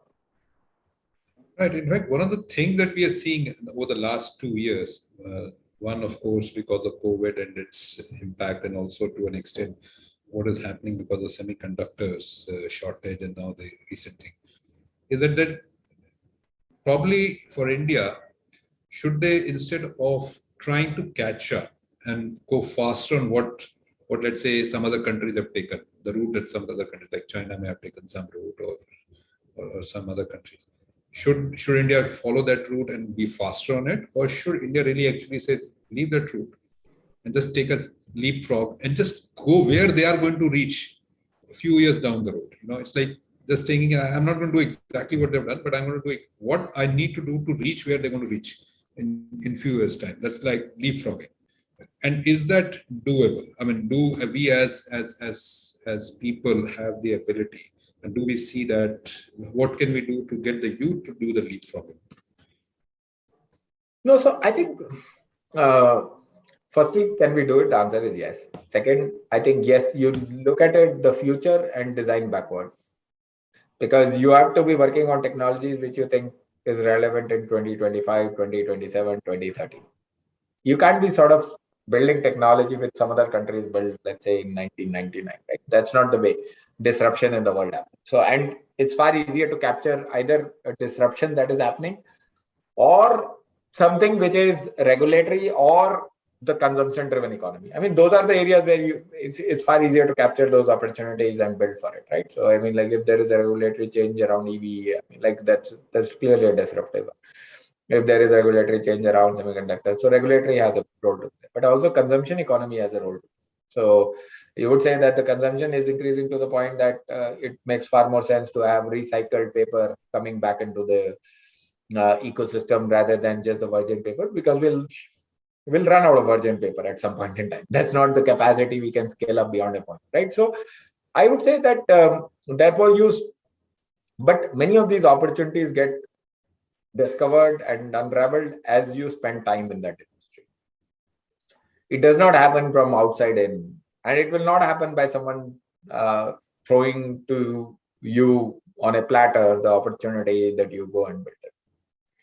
It may not be available on Google search, because many Google search may not show up what are the opportunities exactly in India and how you go deeper into industry. And we are way more used to just going and typing and asking Google for an answer. Google does not have all the answers as much as we would like it to have all the answers.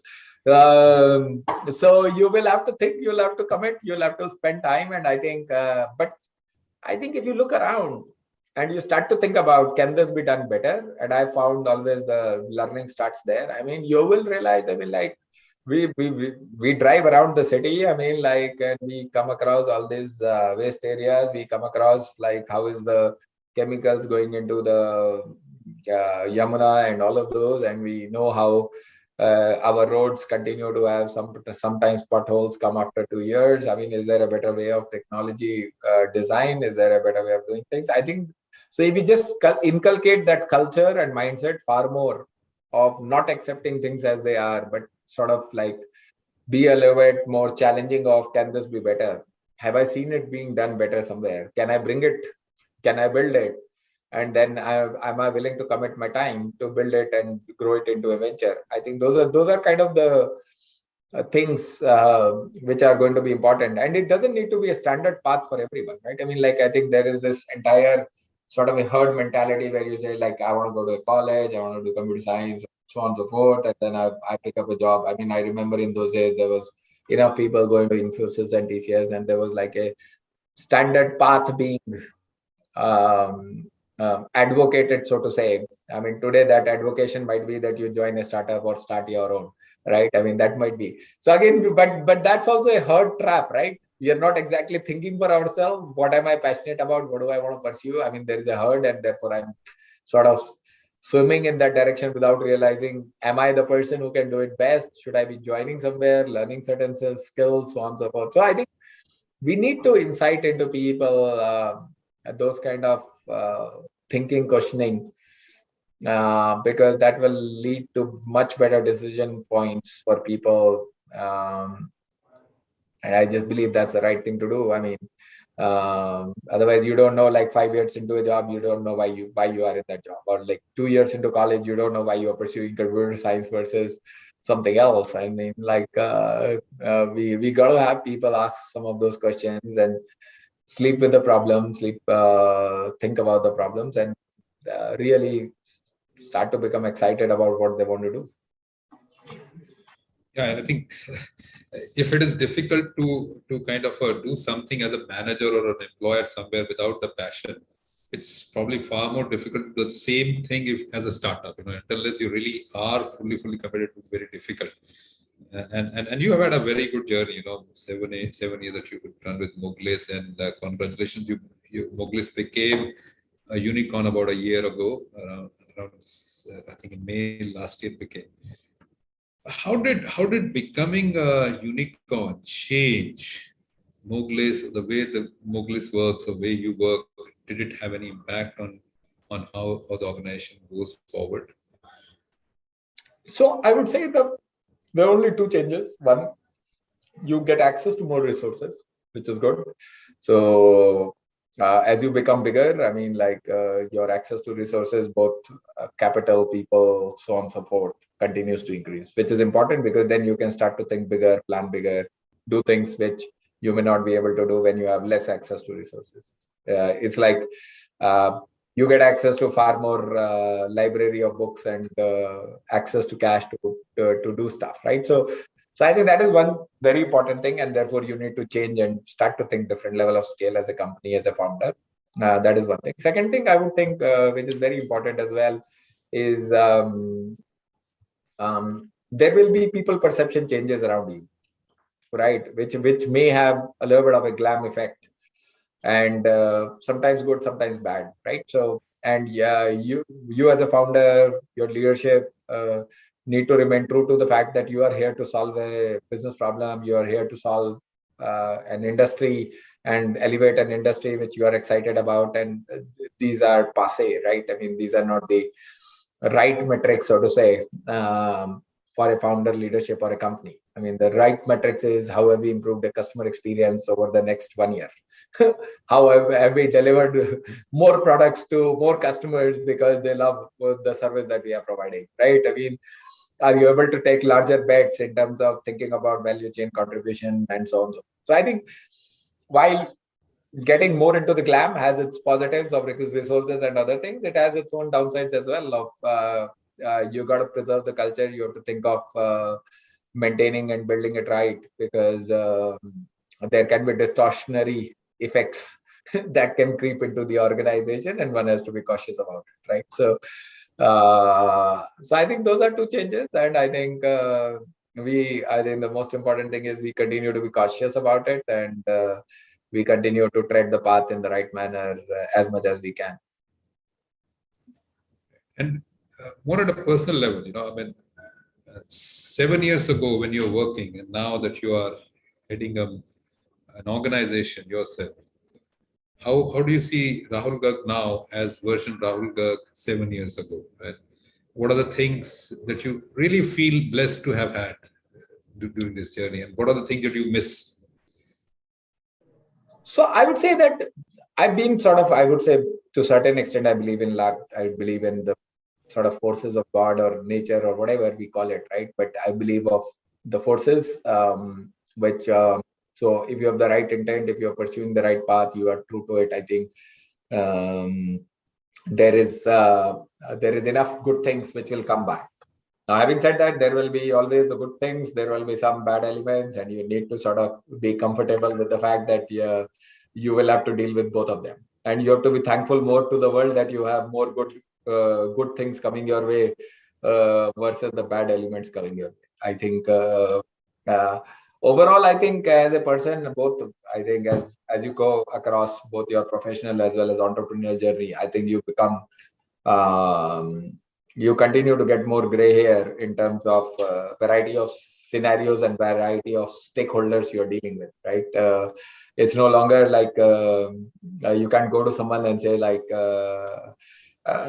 maybe to a certain extent you can, but like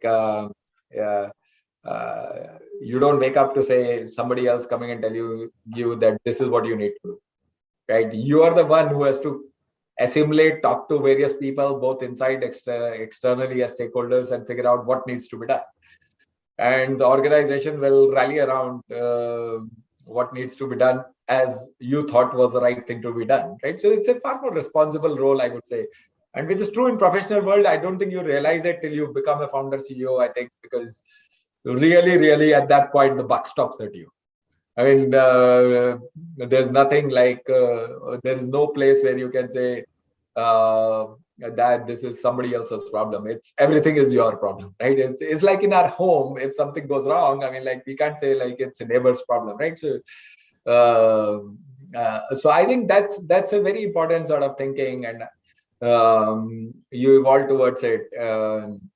Second, I think COVID definitely taught us and taught me personally as well of how do you sort of really truly balance all stakeholders in life and the professional context of Moglex. I mean, we are dealing with investors, we are dealing with people who are part of the organization, we are dealing with customers, suppliers, we are dealing with the broader society, which has impact in COVID, and we are dealing with the broader manufacturing ecosystem. So how do you sort of think about many of these, and how do you sort of plan yourself out that you can be contributing in whatever meaningful manner, small or large, does not matter, across the entire gamut of stakeholders and people who can, I mean, just like the fact that I'm part of I2S, right? I mean, it is part of being, doing whatever bit we can do with limited time and still continue to contribute in some meaningful manner, eventually to create a better world. So In fact, I think I'd like to share that during the COVID, second wave of COVID, Moglis worked towards, using your capability. You got so much more resources from outside of the country, especially oxygen concentrators in large numbers, which could be, and not only getting them, but I think the whole concept of managing supply chain and utilization, the capability you had, you kind of put it to the help, gave it to organization, how they can use it further. That whole solution approach, I think that really is commendable. And I think we need to kind of salute that kind of approach, and truly feel thankful that, we have people like you who look at these kind of things as a solutions to be provided, not for economic benefit, but for the overall people's benefit. So I think really amazing.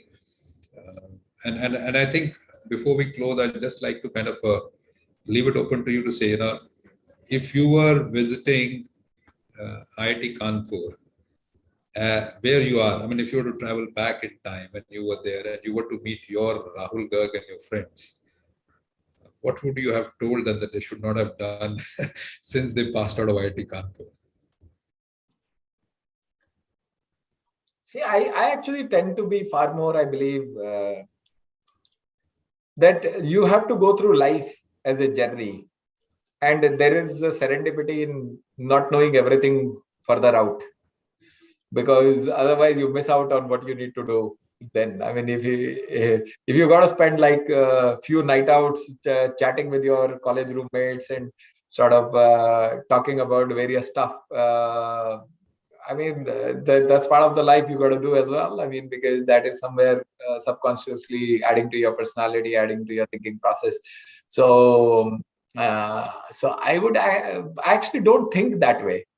And I do get asked many of these questions, would you have done differently in various times? And I think there are positives, there are negatives, and there are things I could have done better. But I said, like, at least I was, from the information that I had, from the surroundings, so on, so I was making whatever I thought was the right choices. And why should I go back and say that there is additional piece of information and therefore I could make better choices? I mean, that's life, and therefore let's learn from it, optimize for how do we think in future, and keep on making those decisions. Mistakes are good. I mean, mistakes are not necessarily bad all the time. Right. I think what you're saying is that if you typically, when we take somebody back in the past, the whole idea would be, can I remove some of the mistakes? But I think what you're saying is mistakes are part of life. You learn from it and go forward. I mean, it's like gadde mein girenge nahi thoda bahut, as long as it does not kill you. So as long as mistakes do not kill you, I think they're okay. I mean, and don't like massively screw up. I mean, thankfully, I've not massively screwed up anywhere, so which haunts me. But yeah, couple of questions from the attendees. One is, what do you think is the best method to choose the right team? It's coming from Hardik. Hardik is one of a very young, he's a second year, I think, undergrad student who is very keen on entrepreneurship and having his setup. So he's asking, how do you choose the right team? So firstly, I think this concept of a perfect team, I don't think that's the right metric. I think eventually you have to work with people who are aligned to the same mission and goal. That's one thing which is very important. And you have to like working with each other. There is some amount of complementary nature, which if added is a plus, but I would say at least as an entrepreneur, you spend a lot of time working with your team. So if you sort of, and which happens in friends as well, right? Why do you have like 4 people that you like in your class better than the other, whatever, 40 people in your class? I mean, it's the same thing in a team, that you have to like working with each other, and you have to be aligned to the similar goals, and it's a multi-year journey. And again, like, you take a leap of faith. I mean, you can't have all the data and answers. I mean, you don't sort of like analyze all your data before making friends, right? So you have limited set of information, then you learn along the way. The other question I think is also related, what kind of specific skills we should seek in our members in the beginner phase. And I would say that eventually, if you think of it as a goal, that I have to, for let's say I'm starting a company and I want to reach XYZ in 6 to 12 months. Now, there are some things which are going to be like, you need to know coding, right? Like, so if the startup requires somebody to know the coding, you better have someone who knows the coding, right? Or someone who should know how to sort of do a certain bit of manufacturing, right? So I think some of those, I think, comes as answers from what you need to do as a company. I do not over-index on that people have all the skills to begin with, as long as they're passionate about the goal and they're willing to learn new skills. Because we sometimes over-index on the skills that they may have already gained in past, but that's not really essential. I mean, we are all learning and changing skills and changing domains all the time. So I think that goal orientation, a certain sort of balance of what skills are absolute must, good to have to build what you need to build. And then third, are people motivated about the goal as well as skills and things that need to be done to achieve that goal. One last question before we close is it profitable to associate with business with any social value? I mean, I think, can social... I think it's a very tricky question. Is it profitable to be associated with the social value? Is it profitable to associate your business with any social value? I mean, I think, does your business need to have any, probably I think what they're meaning is, does your business need to have any social value to be connected to? Or I think maybe this whole concept of UN SDGs seems to be a very, very right now much talked of, and some way there needs, people seem to be trying to find a connect with at least one of them. So I would say that again, there is must have, and then second, what you believe in. Sometimes there are, depending on the industry, like if you're a chemical industry and you're not worried about like the pollution, I mean, like it's must have, you have to, because that's the regulatory, that's the environment hazard, and therefore you've got to do it as an industry and think about as an entrepreneur, think about as somebody who's running the company. And then second is good to have, and what is the value system you subscribe to. So I would say, and that is where I think in the same sector, similar type of companies, you will see variations, that there are companies who will be extremely focused on the right balance between the two. There will be companies which will be more about the profitability, so on and so forth, and each one to their own, nothing right or wrong. I mean, I do subscribe to a philosophy that whatever best we can do, we will try to do. It doesn't mean that we don't have a financial or a sort of economic responsibility to our investor shareholder or the employee shareholder, because you can't confuse between a company which is sort of a NGO versus something which is established as a corporate. I don't think people should get it wrong, because but yeah, I think each company will have variations. I mean, we have chosen a certain path and we continue to evolve and do. Are we a charitable organization? The answer is also no. We are not a charitable organization. We don't aspire to be a charitable organization. But we also believe that one of the best form of social work is employment. So we feel employment is one of the biggest sort of element of both adding value to the society. And if you're in a play where you're growing the industry, you're growing the ecosystem, I think there is no better philanthropy than that. Completely agree with you. I think that's a great way of looking at, business role is not all about being philanthropic, but it's also about creating enough for people not to require philanthropy and to be sufficiently strong enough to live their life and feel respectable about it. I think that's a great way of closing. Thank you so much, Rahulji, for taking time out and being with us and with the students and young startup and sharing so many things so openly and candidly. Really, really appreciate it. No, thanks a lot for inviting me. Happy to share the thoughts. Hopefully, students got something out of it. Eventually, they are the judge. If it sticks for them, even one thing, I think that will be, our job is done. And they are the ones, I think, if I was to leave with a parting thought, I think they have to care a lot about making sure that the earth remains livable and we humankind and mankind does not eat the earth, because otherwise we'll have to find few more planets. So they have to be the entrepreneurs of solving for some of those problems which we or the past generations might have created. Sure. Over to you, Chavi. Thank you so much. Thank you. Thank you. Thank you so much, sir, for such an interesting discussion. We will resume after a short break of 5 minutes. Thank you. Bye-bye.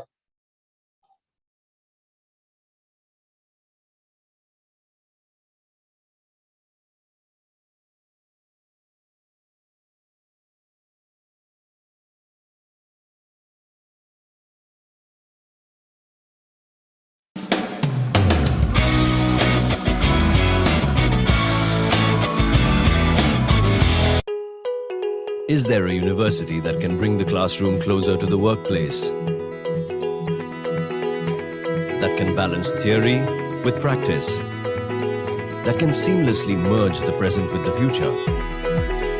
Is there a university that can take you from here to the world? BML Munjal University offers engineering and management programs mentored by Imperial College London, founded by the Hero Group, BML Munjal University.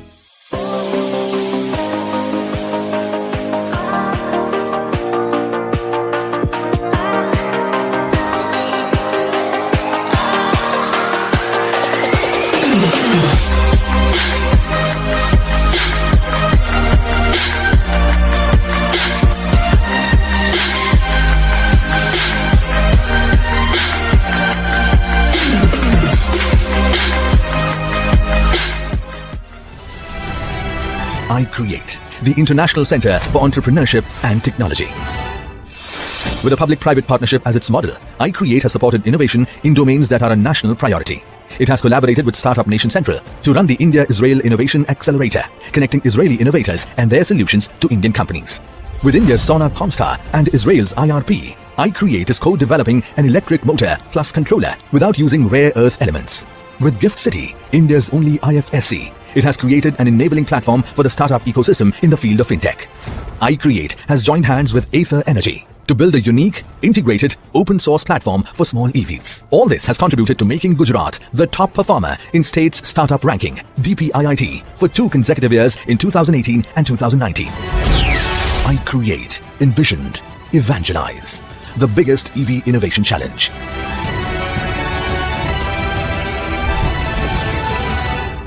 Welcome to Hyperstack Credential Cloud, the premier service for blockchain-secured digital credentials. Securing credentials in the blockchain doesn't have to be complicated or expensive. It is as easy as designing the certificate you want, issuing it to your earners, and watching your brand profile grow as they share it with their network and leverage it to showcase their skills.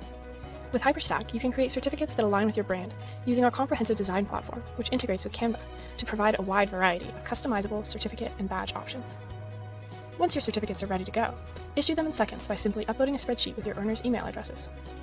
After they are issued, certificates are securely stored in the blockchain and can be verified with a single click, making it that much easier for potential employers to hire your earners. Design, issue, share, and verify. Create credentials you can trust with Hyperstack Credential Cloud.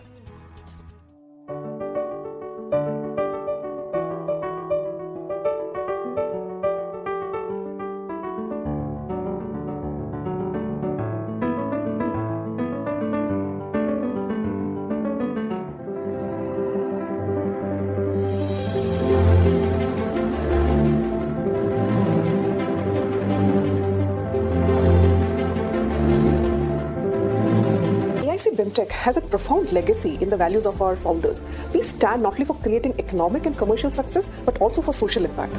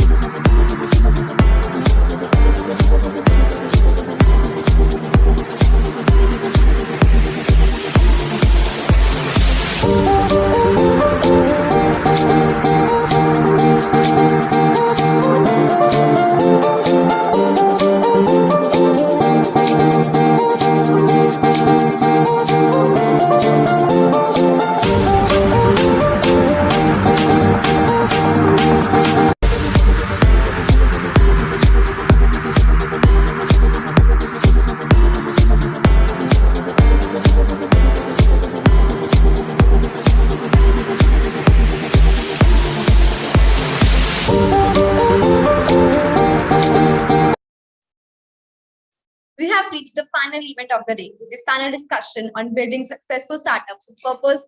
Joining us on the panels are Mr. Utkarsh, co-founder and CEO of Batis Energies. Mr. Utkarsh has a rare knack of surrounding himself with people who believe in his vision. The serial entrepreneur has made and sold batteries, jointly built electric racing cars, worked in CSR, and made music videos for rock bands. Suffice to say that it's pretty hard to pin him down professionally, or rather, it was until now, as the co-founder and CEO of Batex Energies Private Limited. Utkarsh has put together a fantastic group of people who are all driven by a singular mission: to recycle every used lithium-ion battery in the world. Our second panelist is Ms. Ariba Khan, founder and CEO of Jumping Minds. Jumping Mind is a deep tech mental health app powered by an engaged community, smart AI bot, and self-care tool. The app was recently named among the best Android apps of 2021 for India by Google, and IIT Roorkee and IIM Bangalore alumni. Ariba has been closely associated with the health tech industry for the past 8 years and aims to build India's largest mental health community. It gives me immense pleasure to introduce our third panelist, Ms. Meghna Narayan. She is an international swimming champion. She was also one of India's Rhodes Scholars in 2000 after a spell as a business analyst in Delhi with McKinsey and Company. She went on to get an MBA from the Harvard Business School, and from 2007 to 2015 worked as a management consultant with McKinsey and Company in London and Delhi. 2015 to 2016, she co-founded Slurp Farm, an organic food company for children based in Delhi. Our final panelist for the discussion is Ms. Nupur Sarda, Head of Global PR and Communication at Vardham, India, a digitally native global wellness brand shipping India's finest teas and superfoods to consumers across 130 countries, direct from source under a homegrown sustainable brand.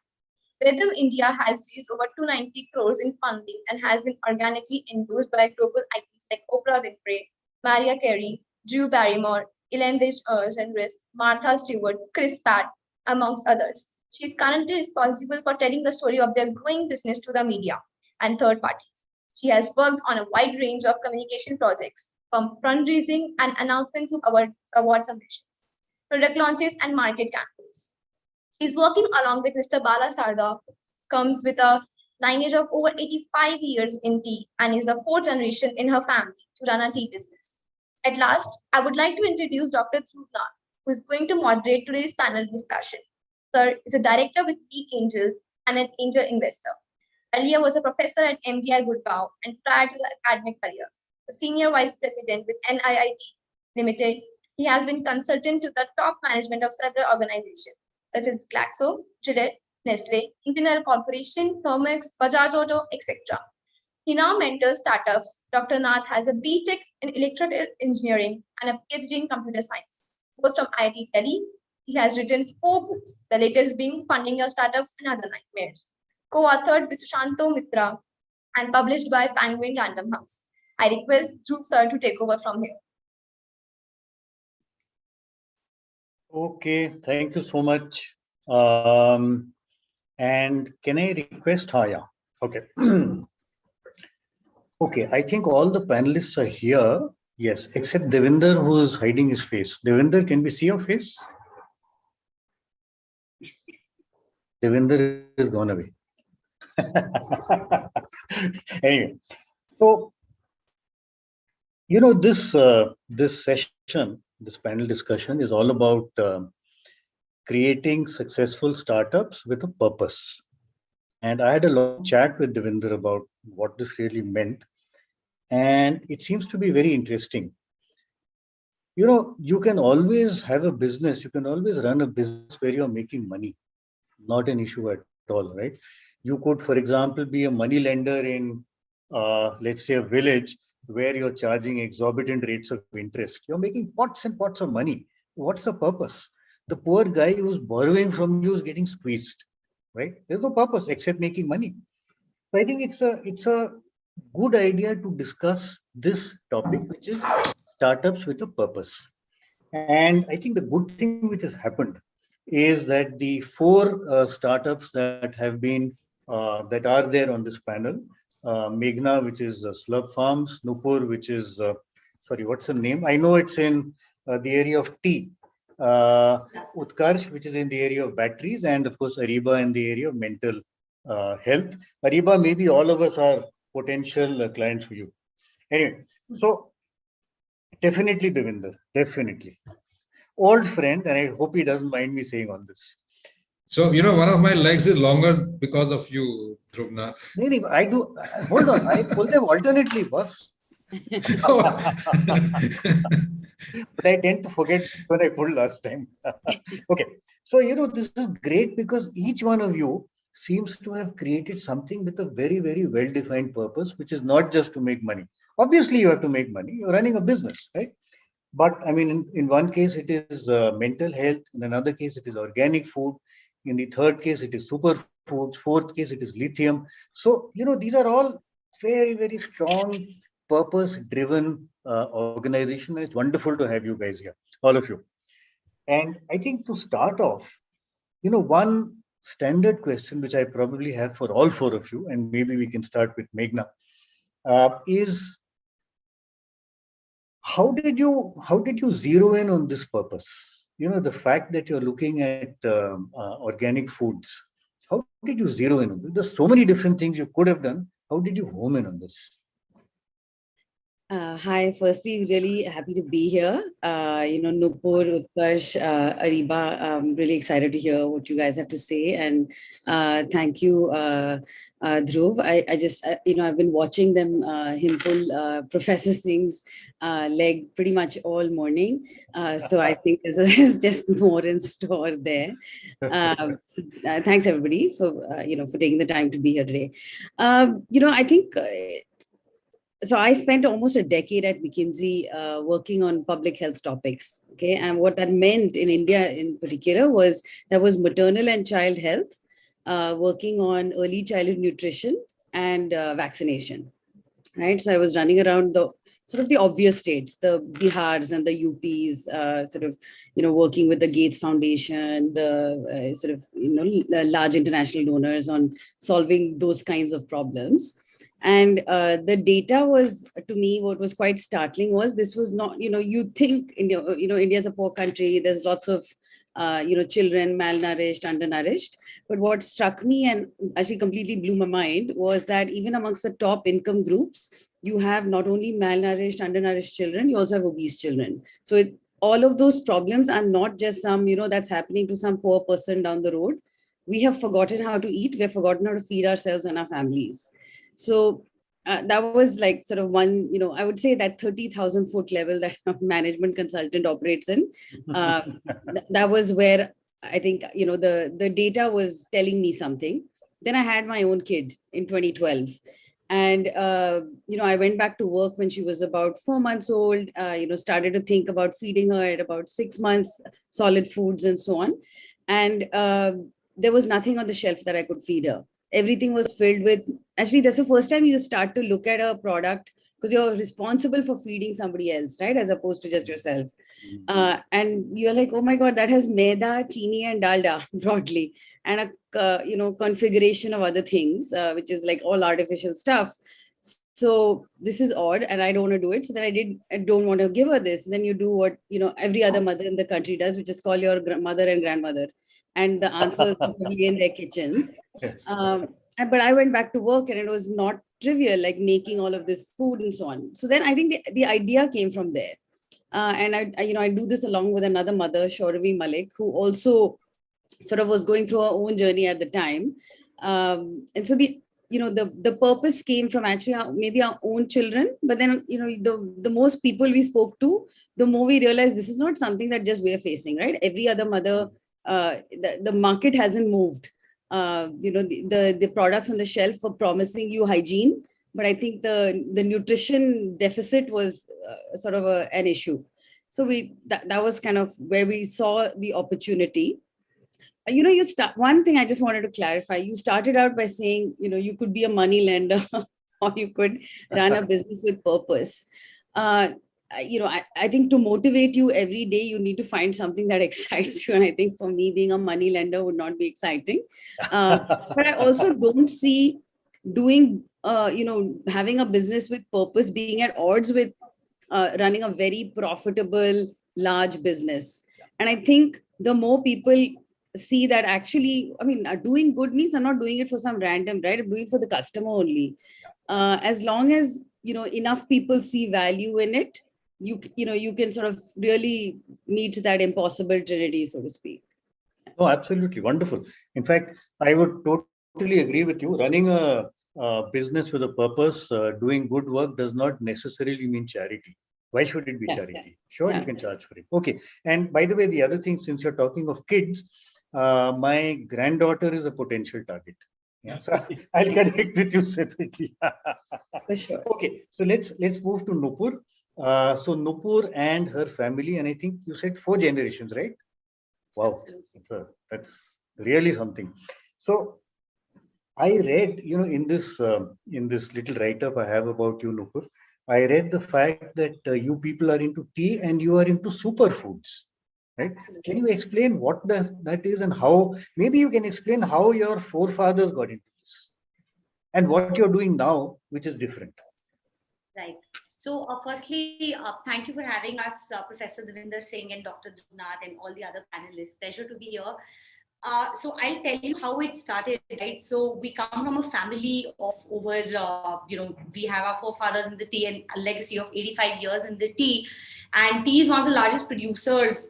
India is one of the largest producers of tea in the world, right? So 1/4 of 25% of the world's production happens in India. And that combined with spices, herbs, superfoods makes it an absolutely huge industry. And what we realized is that there is an absence of a homegrown brand, right? So when you want to have the best scotch in the world, you want to have it from Scotland. When you want to have the best, say, champagne, you want to have it from France, right? So when you want to have the best tea in the world, why is there no Indian tea brand promoting it? Why is all the Taj hotels, say, probably having, say, Twinings of the world selling Darjeeling tea? So that is something we do personally, right? And so there was no plan, honestly, to enter the tea industry because from the outside, it looked very boring. It looked very commoditized.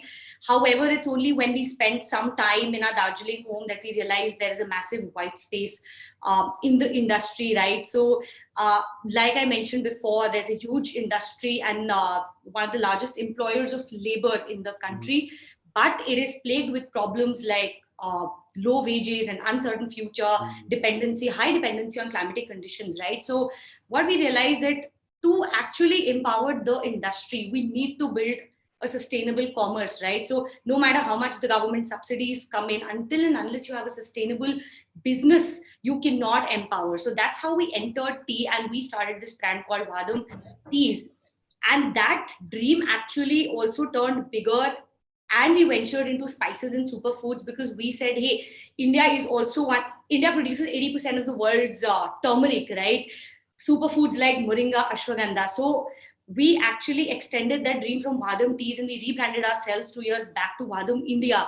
And we realized that India is a magical land of ingredients, right? So from your Ayurveda to your healing yoga to your best teas, finest teas in the world to superfoods, right? So what we essentially want to do is now make it an umbrella of brands and take the best of India under a homegrown, a very proud, deep-rooted Indian brand shipping the finest, best of India to the world, under the Indian story. So everything that we do, India is going to be at the heart of that. So that is how we started with tea, and now we've ventured into spices and superfoods with, like Meghna mentioned, with a purpose, because I don't think there is more passion to actually drive that purpose more than the business, because of course they go hand in hand. Right. Wonderful.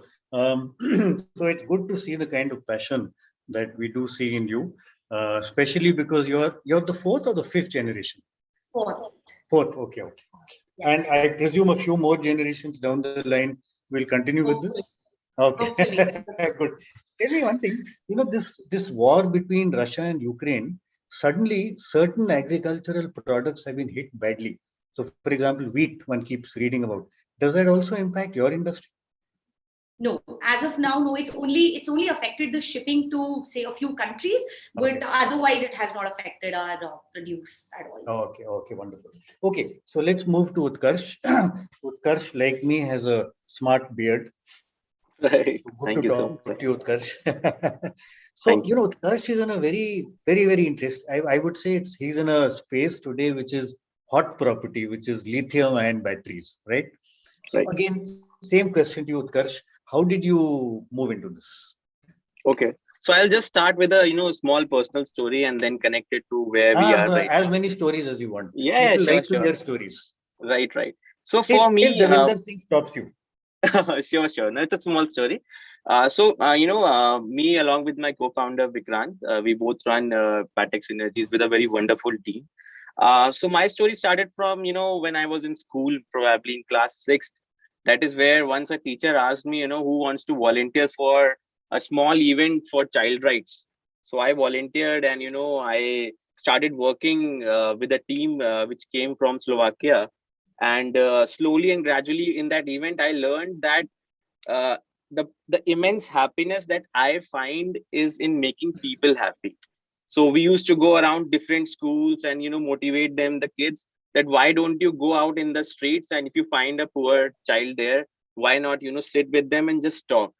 So that is where I realized what motivates me and gives me a lot of happiness is in making other people happy. So how does that that is link up with lithium? Yeah, I'll tell you. So lithium ion doesn't make me happy at all. I'll tell you how it's all linked up. It's a fantastic. So that is where me personally, I found out that whatever I'm going to do in my life, I'm going to do it where I'm able to contribute for the environment or the world, or in anything that is sustainable or making people happy. So even when I came to the college in the very first year, so the same concept I brought in the college also. I was in the first batch. So we went out in the villages nearby and started teaching, poor kids. And today also around 100 kids come to college every day. And at the same time, Vikrant, who's my CTO and the co-founder, he has always been inclined towards working on technology, creating machines, because his family had a business of producing lace chips out of agricultural farms. So what he used to do is he used to go and play with those machines and assemble them, disassemble them, and make it more economic, and efficient. So that is where his passion was, in working and playing along with the machines. That is what he loved. So when Vikrant and we met in the college, so he was building a electric vehicle for a racing competition. And I have always been inclined towards, working for people, or, working in business. So that is where Vikrant asked me to go out and, and help him in procuring a lithium ion battery in 2016 for a racing competition. But when I went out in the market, I did my research. It took me 6 months to find one lithium ion battery, which was super expensive. At that time, it was around 60,000 rupees. The complete budget allocated for the complete vehicle was 1,20,000 rupees. So, which today costs around 20,000 rupees. That is where the dialogue started, why these batteries are so expensive. And we realized that going forward in the future, the most stable technology that is going to come for the electric vehicle is the lithium ion technology, because it was invented 20 years back. It took 20 years to stabilize this, right? And the problem that we found out, India will never be able to produce any lithium ion battery. It can't be produced in India. It can only be assembled in India. The reason, because we don't have these critical rare earth elements that go inside these batteries. That is a cobalt, nickel, and lithium. So exactly like the fuel economy, we will be again dependent on different countries, for the electric mobility also, unless and until hydrogen comes into the play, which will take another 10 years at least, right? So the problem we pin down to it is the dependency for our nation to other nations. That is where we, trimmed down the purpose, and we thought that we are going to work, first of all, on reducing the dependency, second, on the circularity, because that is the need of the hour. If, let's say, something is based for you, can be a worth for me, right? So that is where we trimmed down, and we decided that we are going to produce these materials in India itself. And the only way we can do it is by recycling of lithium ion batteries. So we worked for 4 years on the technology and developed the technology where we can recycle these batteries 100%, and we can extract these rare earth metals and can be put back into the Indian, supply chain of lithium ion batteries. So this is one way how we can reduce the cost, and at the same time, we can reduce the dependency. And just to add to it, the mining of these materials is very exhaustive. Child labor is there, exhaustive water, stress on earth is there. So therefore, we thought it is the best way we can contribute into the sustainability and make our country independent. Great, wonderful. As all of you know, EV is one of the hot topics of the day, and lithium-ion batteries seem to be the direction that the world is going in. And most of all, I can see Utkarsh looking happy. So he's made lots of people happy, including himself. You're making a solid profit, is it, Utkarsh? Right. Yeah, it is because, see, we are extracting, you can say the cost of these materials are extremely high. For example, your cobalt per ton is like $79,000 per ton. So we are actually extracting these, rare earth metals out of scrap, which we get at a very lower cost. So our profit margins are really good. Wonderful. That's why you're smiling. Good. Okay. Always. No, good. I mean, making people happy includes making yourself happy, obviously. Okay. So let's get to Ariba.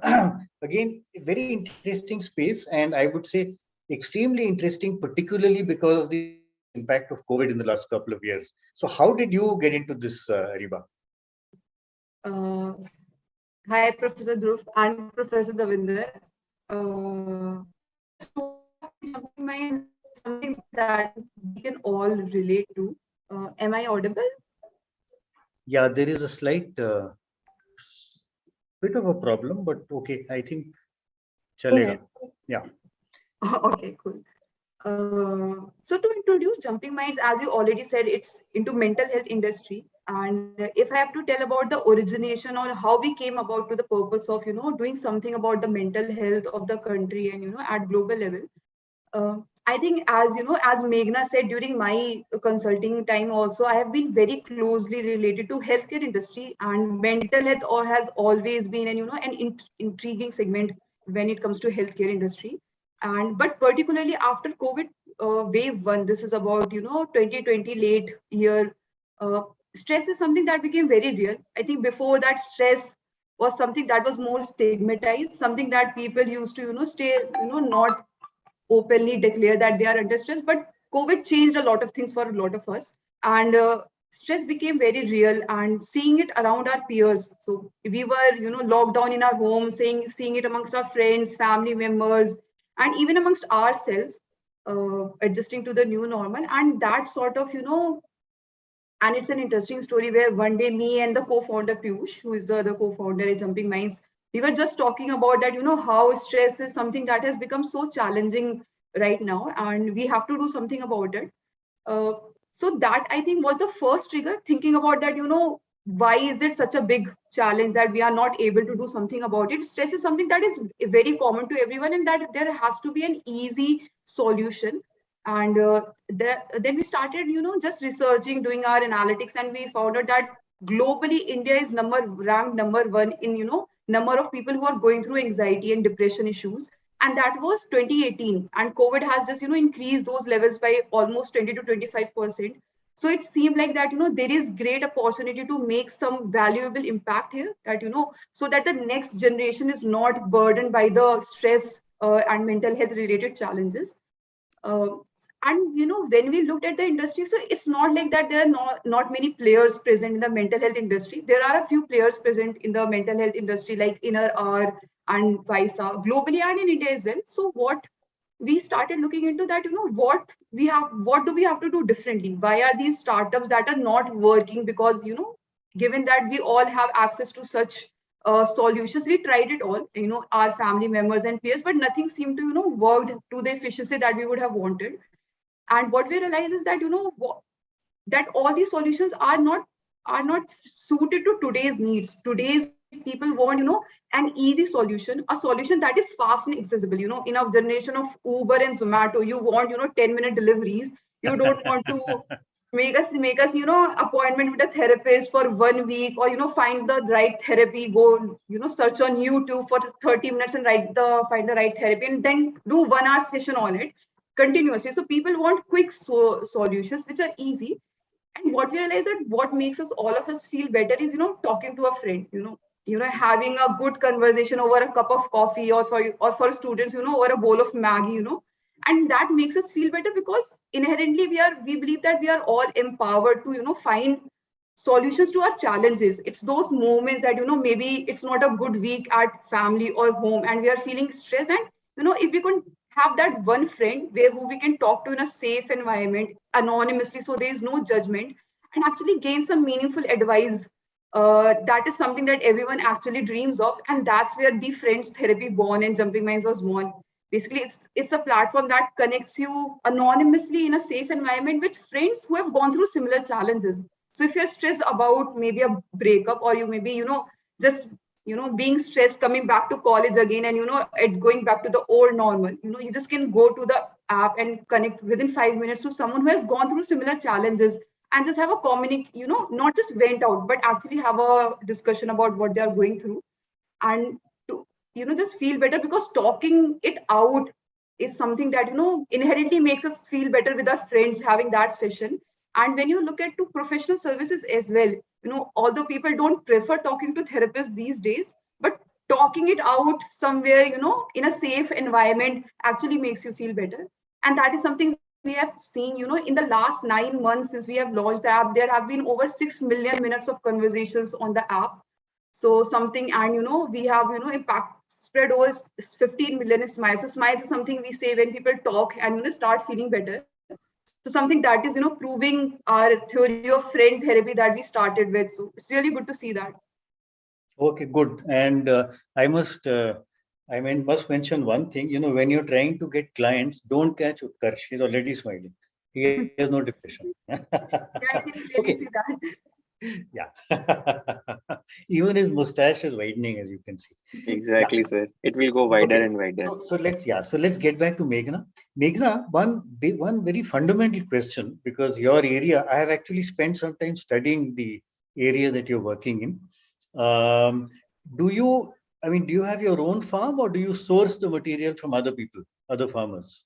Yeah, no, we source the materials from farmers in the south of the country. Okay. We work with, yeah, go on. Yeah, please go ahead. No, it's like we work with sort of very traditional Indian grains like ragi and jowar and this thing, and most of them are grown in the south of the country. Okay. So, yeah. That's and it's entirely organic, is it?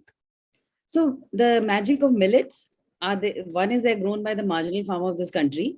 They don't require any pesticides to grow and a lot less water. Okay. So sort of super sustainable grains of the future, really. Yeah. Oh, okay. But by and large, it's all organic. Are they certified? They're not certified because these are, these farmers can't afford to be certified just yet. But essentially, they're organic. No fertilizer, yes. No pesticide. Correct. You have a brilliant solution for Punjab, by the way. Move them away from rice to millets. Yes. No requirement for that is the need of the hour. I know. Please talk to Kejriwal. Okay, so my fundamental question, I don't know if it is relevant in your case, but it just came to mind. I have spent some time with people who are into organic farming, and the one message we got from both the farmers and the experts that I spoke to was that for some time, typically 3 years, the productivity actually goes down. It's only after that it goes up again, right? I'm assuming it is true in your case. And that is one issue. The other issue is today, across all TV channels, you're hearing about Sri Lanka, where they tried to convert the entire country into organic farming and the produce went down. So there's no food. There's not enough food. And, the kind of farmers you're sourcing from, I would imagine they'll be watching all these channels. And therefore, this is something which is getting into their subconscious. Is that a challenge? Are you facing that challenge? Or are you likely to face that challenge? See, I think overall, the trend is the opposite, right? The zero budget natural farming thing is, while of course public policy still has to sort of shift the narrative towards, right now, public agricultural policy in India is broadly focused on one group of farmers, in one particular state in the country, right? Yeah. So that has to shift. Only when that shifts will you see sort of the big swings happening. Right now, you have to understand these are not grown by some large by large farm holdings or anything like that. So they are being consolidated by cooperatives who in turn are selling to middlemen who sell to people like us.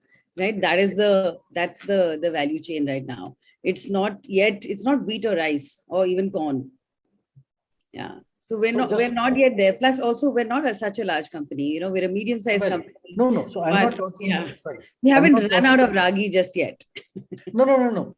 So I'm not talking of India. I'm talking of that farmer who says, "My God, my productivity will come down 20%. Why should I move into organic farming?" But the message I get from you is that they were already into this. It's not that you're now moving them into organic farming. No, we haven't moved this thing. These are, you know, it's not like we didn't invent this crop has been grown in this country for tens of thousands of years. It's just shrunk. The amount of it has shrunk, right? Okay. Yeah.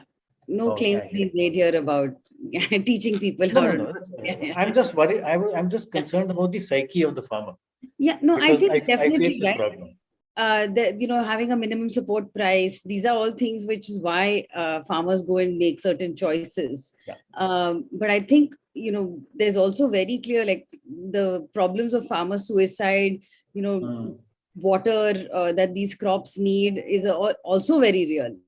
Yeah. So it's the same farmer that's making the choices, right? I mean, No, but I'll repeat what I said. I think you have a phenomenal solution for Punjab. But that's a big problem. Too much water being used up in rice cultivation and too much fertilizer. You don't need either of them here. You know, so wonderful. Okay. So Nupur, just to get back to you, you know, one of the when you go abroad, one of the messages you get is that there is a lot of competition for Indian brands of these kinds of products, right? Tea, for example, in Sri Lanka, right? Ceylon tea. I don't know what's happening with the current crisis, but in general, that's a very, very strong brand. Spices, I would assume there are other countries as well. How do you compete? Since you're looking at export, how do you compete? Okay. So, yeah, that's a question we come across pretty often. And I'll tell you three major reasons what's worked beautifully for Vadam is number one, like I mentioned before, that we are offering an origin-based product, which is Indian tea. We're offering it direct from source, devoid of any middlemen, right? So straight from farm to cup. Secondly, what for us has been a default is offering an exceptionally good quality, garden fresh product, which we believe has to be number one, no matter how, what your story is, what your purpose is. But if you cannot offer an exceptional quality product, nothing can, nothing stands well in front of that. And thirdly, the whole narrative about, being in this industry for 85 years, having a family history to it, and also, being based out of India, delivering with an, very deep supply chain, we've been able to kind of, beat competition, especially in countries, say, for example, the US and London. What edge we have is being an Indian brand from the source, and no other tea brand in the US will have that over us. So, and, we focus a lot on consumer insights and a lot of market research based on different geographies, trying to constantly innovate. Like I told you, we started as a tea brand. We did not stick ourselves to tea. When the pandemic hit, before that, we launched a range of herbal teas. We moved on to spices and superfoods. So we're constantly grabbing opportunities and making sure that we continue to innovate and stay relevant. Okay, wonderful. That's something that's not. Okay, great. Thanks. So now we get back to the smiling guy, Utkarsh. Right. Utkarsh, one of the things, see, I'm definitely not an expert in EV or batteries and so on, although I did electrical engineering once upon a time, probably before you were born, much before you were born. Yeah. But one thing that one keeps hearing about is that lithium as a material, as a element, is available only in certain places, and most of these places seem to have been cornered by China, right? Yeah. And that's the message one keeps getting. So the question now is, if you're in this business, obviously assuming you grow, and I'm sure you will grow rapidly, does that mean we cut down our dependence on China? Because ultimately, if they control all the lithium, they control all the batteries, and therefore everything comes from there. So does that mean we cut down our dependence on China? Right. So, okay. So I'll just, it's a very, relative question to us. So initially, when we started the company, Batex, we were into two domains. The first one is the production of lithium ion batteries. That is basically the assembly of the batteries. And second one was the recycling of lithium ion batteries. So over the due course of time, we have realized how China is being so actively controlling the pricing all over the globe, because specifically for lithium, the major regions are Chile and Australia, and they already acquired the mines 20 years back. So they have been planning. I thought Africa was also, no? Africa is DRC. Africa is for cobalt. Okay. Lithium is Chile and Australia. Okay. So, so what happened over the years? 20 years back, they started planning for the situation, and I don't know how they have gelled up the complete COVID situation with this, and totally, use the benefit of the situation. So that is So where Xi Jinping ka baap has been doing all this. Exactly. That's what we believe. That's what we believe. No comments here, but that's what we believe. Okay. So what has happened over the last 4 years? Initially, they supplied the material at a very lower cost, and they created a dependency not only for India, but you won't believe even for European and US companies also, right? Okay. What has happened for us at Batex? We realized if we continue the production of lithium-ion batteries, it might not be a profitable business going forward unless and until you're manufacturing the cell here in India, right? So that is where we stopped that domain of our company, and we started focusing on the recycling, because recycling is, first of all, it is cutting down the dependency. At the same time, if the prices of these materials are going high, so for us, in the complete supply chain, we will be the most profitable. Okay. So that's how we have, positioned ourselves in the most suitable and evergreen position in the supply chain. In terms of dependency, yes, China has the technology advancements where they are able to refine the mined material to a level where it is battery grade ready, which the countries like US, the continents like US and the complete European Union, they didn't, estimated that EV revolution is going to come pretty soon. And why it happened? Because of COVID. Because in the COVID, when everything was locked down, people realized the skies are turning, much more cleaner and everything.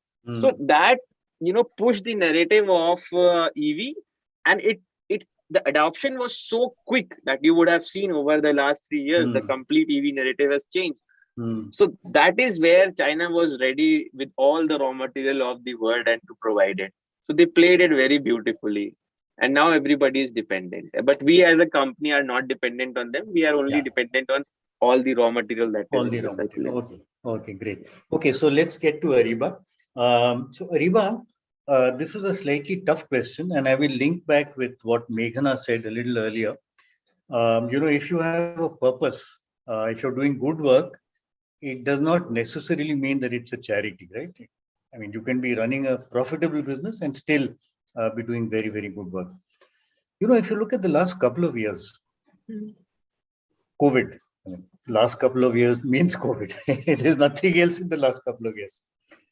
The people who got impacted the most, I would imagine, or among the most, are people in the lower levels of income, right? Because those are the people typically who've lost their, chota businesses, or they've lost their jobs or whatever, right? Not able to feed their family, not able to educate their kids, etc. Now, those are also the people, so they probably need a hell of a lot of support in terms of mental well-being, but they're also the kind of people who probably cannot afford anything, right? And therefore, if we were to help them, it may actually go against business, because you're helping a lot of people, you're creating using up a lot of bandwidth, and at the same time, you're maybe not making money. How do you tackle this potential conflict? Definitely a good question. I don't think it's a difficult. I'm a professor. I'm used to asking questions. For 20 years, I've been asking questions. No, definitely all questions are welcome. But I would say that this is something that we have also, thought about. And as I say that when we started this, the purpose, and as I said that it doesn't have to be a charitable organization to have a purpose, for an organization to have. The idea is what impact you are creating, and how sustainable impact you are creating, that is, creating value for the next generation as well. And that is something that we definitely believe in. And as you said that, people who were most affected, although all of us were affected by COVID to some degree, but people who got most affected by it maybe are the people who don't have as much capability, or maybe, willingness to pay, because for them still mental health is a strange topic if you go below the, if you go to T3 and below that. But with the platform that we have built currently, offers that, you come to the platform, you have conversations with friends, and as long as you contribute to the community back, you are also talking to other people, you also spreading smiles, you can keep using the community. So monetization, so more than monetization, as you said, if we can, lift the burden of stress from the next generation, and that can actually unlock huge potential for India, that is the goal. So that is definitely, I would say it's not that a difficult decision. And if I have to just end that with, as the gold is at the bottom of the pyramid. And these days, all the startups are actually actively trying to get into T2 and T3 markets. So it's not like that there is no, no profits or value in T2 and T3. It's about how you get, about it. That's it. Probably high volume, low value, and therefore you're still viable. And you talked about the next generation. So I'm assuming you're talking about generations after Nupur. Is that right? Okay. So, Devinder, we are at 5:14. If we have time, maybe we can have a couple of questions from the audience. And by the way, I can see Professor Deepak Pandit. Are you from, is that from MDI? Same. Yeah, is this an MDI reunion here? Yes. So, good evening, Professor Devnath. So, no. Hey, boss, how are you? Absolutely great to see you here. And so I am from very much from BML Munjal and from MDI. So, as you know. No, I am also from MDI, but 1.5 years ago they threw me out because I retired. But I think you don't retire from as a professor, right? You stay with the students, and I think MDI has a long. Yeah. Absolutely, my career has just begun. It's just begun then. So, Devinder, do you want to maybe tackle a couple of questions? I think there are some questions. Yeah, there are some questions like this. I think for Nupur, he's saying your Vadham tea is trying to target any set of audience or trying to capture whole market value. I mean, are you trying to focus on some specific segment, or are you generally looking at all tea drinkers?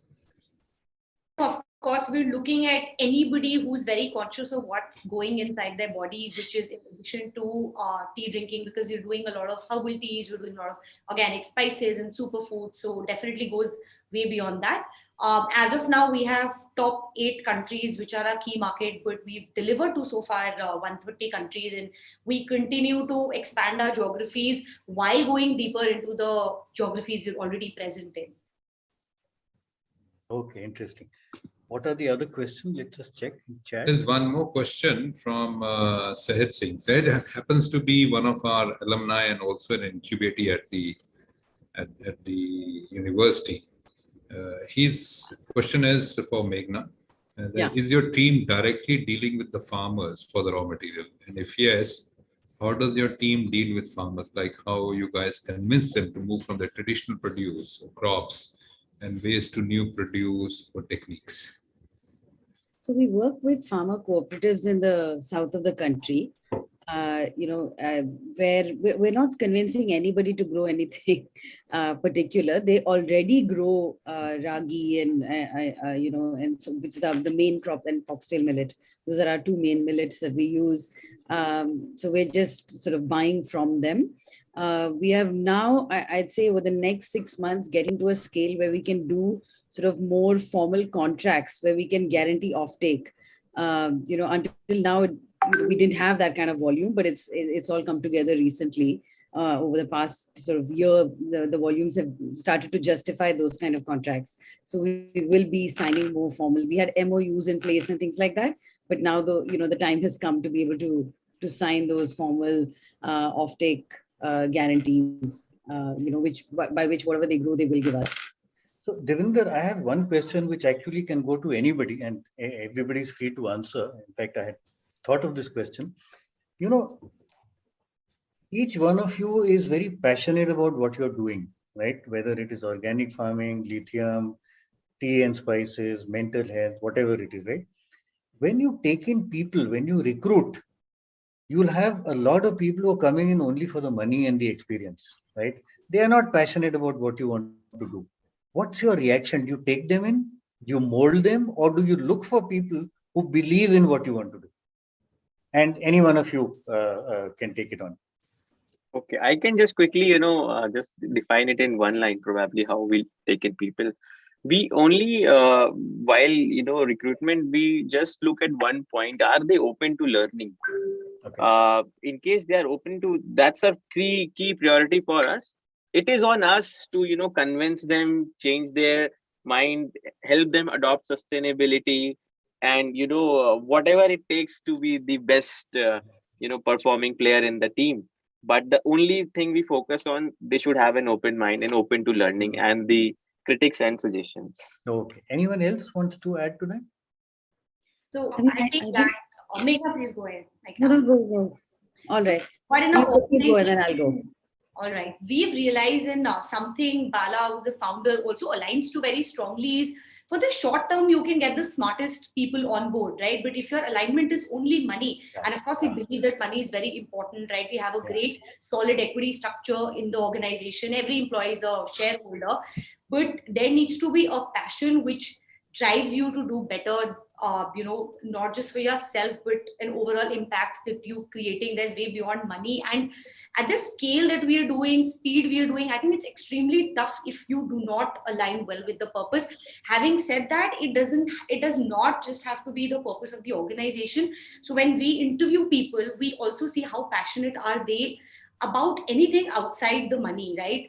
Okay. Outside what probably motivates them or something they're passionate about, right? That's a good reflection of the personality of the person. So something we strongly believe in. So good one. So you're saying personality and therefore passion about your business can be built. Right. Just passion also outside of work, right? So that means there is some passion for something in life outside of your money that's driving you. Yeah. Meghna, you were saying something, right?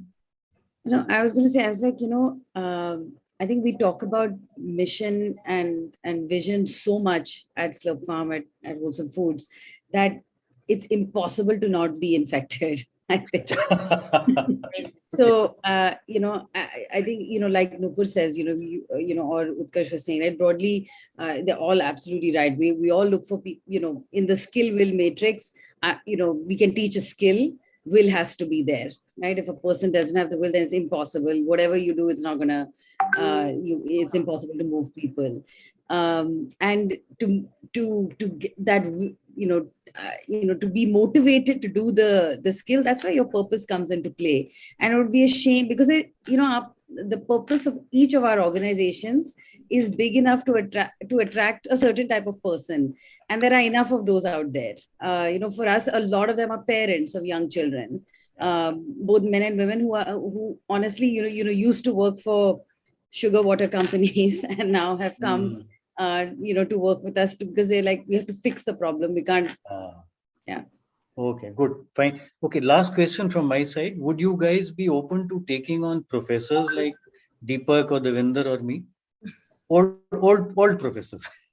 We have to plot you on the skill will matrix. We're not coming for money. There's one question. There's one question from Bhushan, and it's for all, and anyone can answer. I mean, I think what challenges you faced while commercializing your business? Bhushan, how much time you've got? It depends on whether it depends on whether Devinder is giving us dinner or not. You are all welcome. My pleasure. That's one thing that we have missed over the last 2 years. हर बार यही बोलता है. बातें नहीं यार. Anyway, we will come to that separately, offline. All right. So I think anyone can answer. Maybe Ariba, yours is one of the very different things. Mental health and commercializing that through conversations. I mean, would you probably speak a little bit about it? Then, if anyone else wants to go and talk about it. I think before commercialization is definitely a milestone that every startup has to reach. Once they have the product market fit, and I think for that, if you go for commercialization before you have the science of product market fit, definitely commercialization, achieving that commercialization will give you a lot of problems.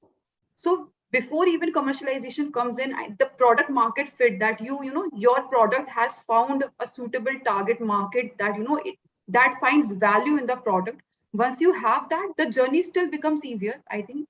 The second step for that, once you have a product market fit and target, is identifying the right pricing as well, right?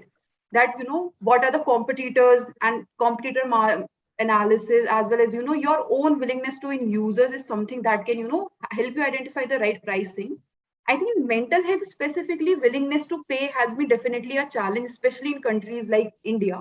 But what we are seeing is that the community experience. So once you have had good conversations on the platform and you have become a part of the community and you want to get more out of the community, maybe have longer conversations, more conversations, access to more people. Once you have that loyalty inbuilt to the product, then that is when the actual value, and willingness to pay comes in.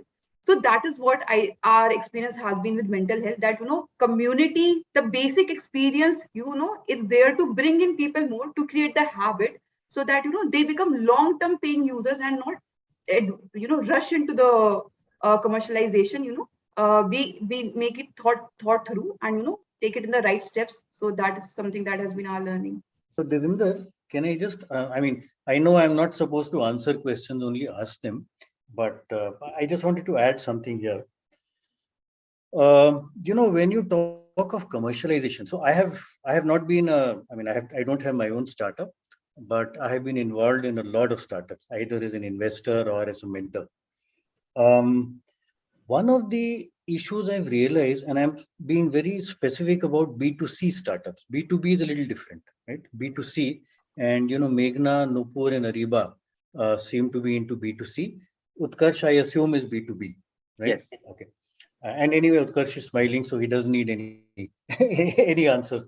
So, B2C in today's environment, firstly, every startup today has a very large digital component. Most startups, right? Either the sales is digital or the service itself, the entire product is digital. For example, Ariba's product is entirely digital. Or you look at, Zomato or Swiggy, or you look at Make My Trip, it's entirely digital, right? Or Amazon. Now, the point is, where you have such a large component of digital today, ultimately there will only be 4 or 5 major players who will survive in any one business, right? And you've seen that. You've seen Swiggy and Zomato, you've seen Amazon, Flipkart, and JioMart, you've seen Make My Trip, Clear Trip, not more than 4 or 5 at the most, right? Which means ultimately, if you don't scale up rapidly, and that's where I come back to commercialize, if you don't scale up rapidly, the other guy may scale up faster than you, eat into your market share, take away your clients, and ultimately kill you, right? So it is very, very important for a B2C business, which is predominantly digital, to scale extremely rapidly, right? The problem with scaling very rapidly is that there's a hell of a lot of spending to be done, right? You need to spend on marketing. You need to spend on maybe customer support, a huge amount of spend, right? And most startups do not have money. So there is this conflict. There is always this conflict between the fact, should I be conservative? Should I not be spending money? And therefore, should I grow gradually? But if I grow gradually, the other guy with a little more money will kill me. So therefore, in this game today, I'm not talking of 10 years back. Today, everything is internet based. In today's environment, scaling is extremely critical. You have to scale. Now, whether you get money to scale from friends or family or angel investors or whoever, it doesn't matter. Or it's your own money. Or, you go to your chacha, mama, or whoever you want to go to. Getting money to be able to scale rapidly by spending on things like marketing, on product, etc., is very vital. Otherwise, you grow slowly, you grow conservatively, and you're killed, right? So, when you talk of commercialization, I think the key word there is scaling rapidly, and therefore you need the money. You may not be profitable. By the way, most of these organizations will not be profitable because you'll be spending so much. But as long as you're scaling, you will be able to get funds to take care of your next round of scaling, and therefore, hopefully, ultimately, at some stage, you become profitable. I think scaling is the one key issue that I wanted to talk about. Yeah, I think that's right. And then when I look at the kind of market that Meghna and Nupur are, they have something unique, and yet they're in a market where there are a lot of big players. So finding that space is also not easy one. I guess. To be able to, otherwise it's so difficult to be, it's like driving a nano on a highway with large trucks, and their trucks are not behaving. And any one of them decides to bump you off, they can be really bad. Correct. And therefore, the ability to find that niche, and that niche which is not something that the biggies would want to get into. Correct. Or if you grow that niche enough, then the biggie may, rather than getting into it, acquire you. That's another possibility. But again, it will only be if you scale rapidly.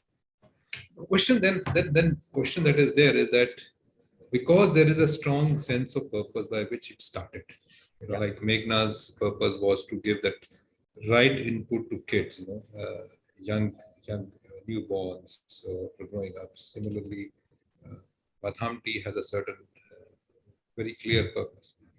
So how do you remain purposeful and how do you remain competitive? I mean, that's one challenge which is not an easy one to handle. It's not. So, you can remain competitive, you can keep growing, but you will not necessarily make a profit. Today, you look at Oyo Rooms, you look at Grofers, you look at Zomato, look at Byju's, market leaders, dominant players, they're not making money. So there is always this trade-off between, do I grow and become a dominant player, or do I grow in a niche and therefore a dominant player is happy to acquire me, or do I grow gradually? There is always this conflict. And in today's environment, there is probably no choice in B2C. B2B is different, because B2B, you can have lots of players in the same space, not an issue. I think I would also say this, there's never been a better time also to to do this in this country, sort of 20 years ago, if one wanted to start a business, you only could go to the banks.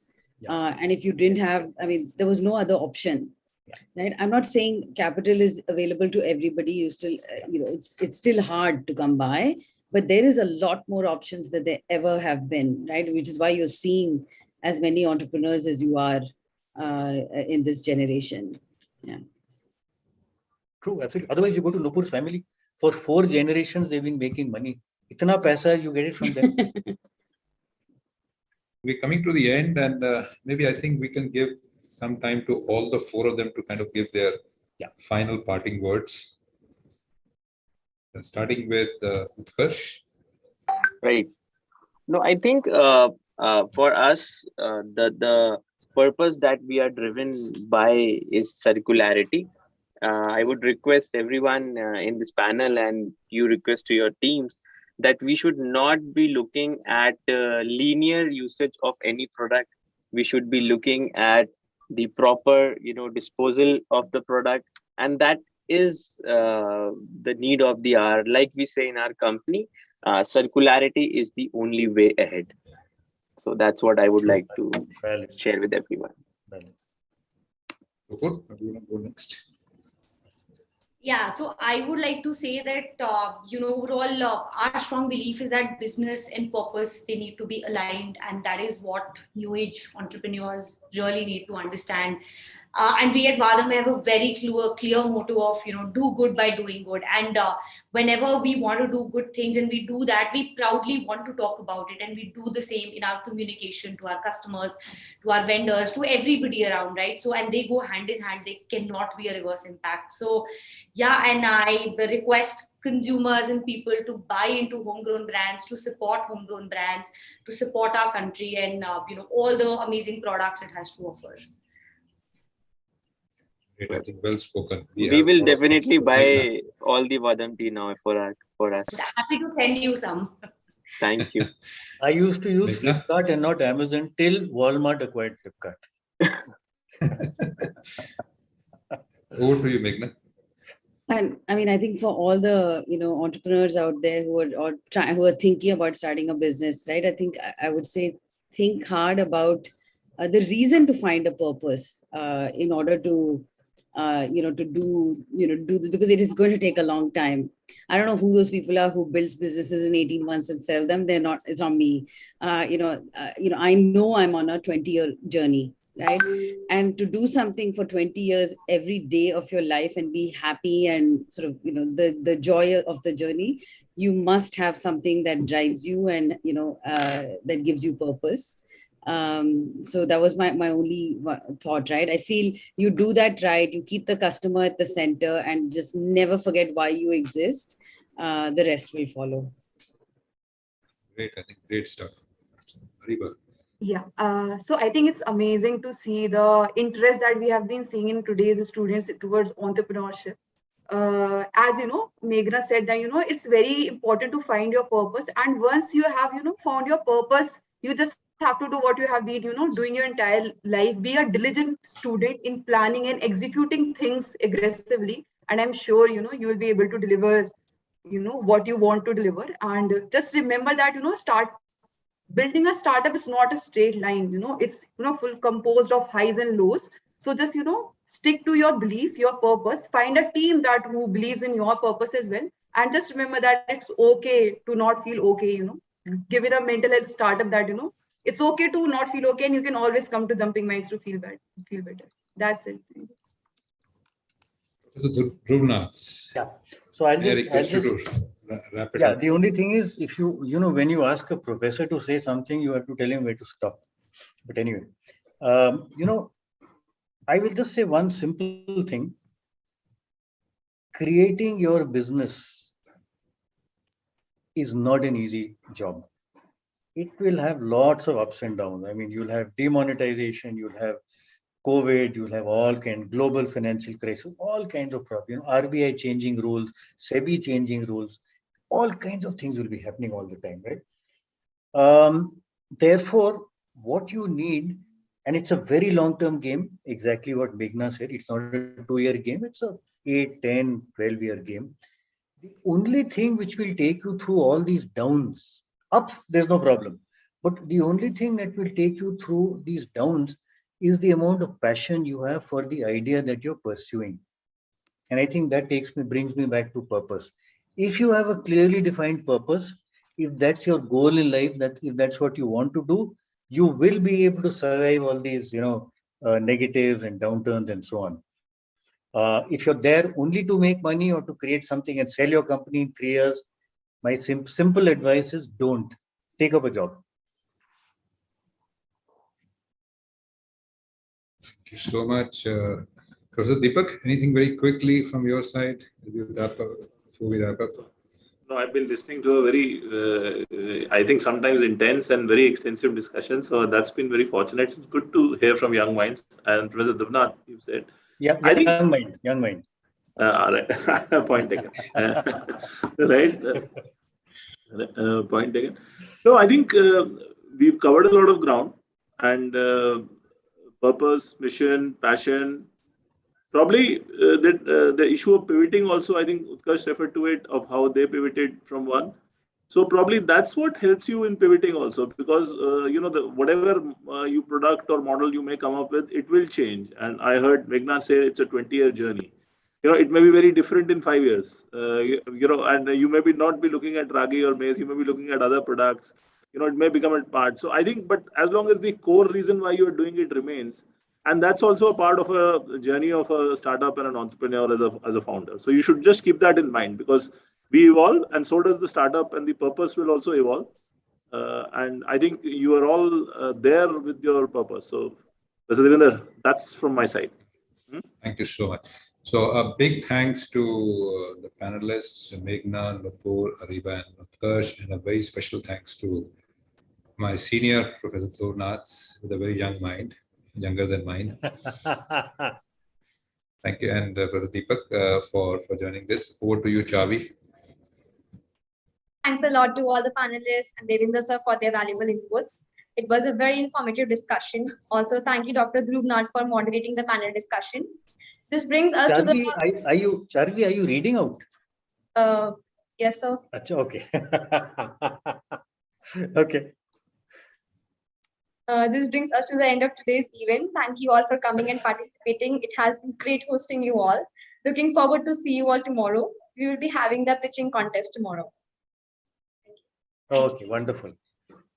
Thank Great. Bye-bye. Bye and thanks.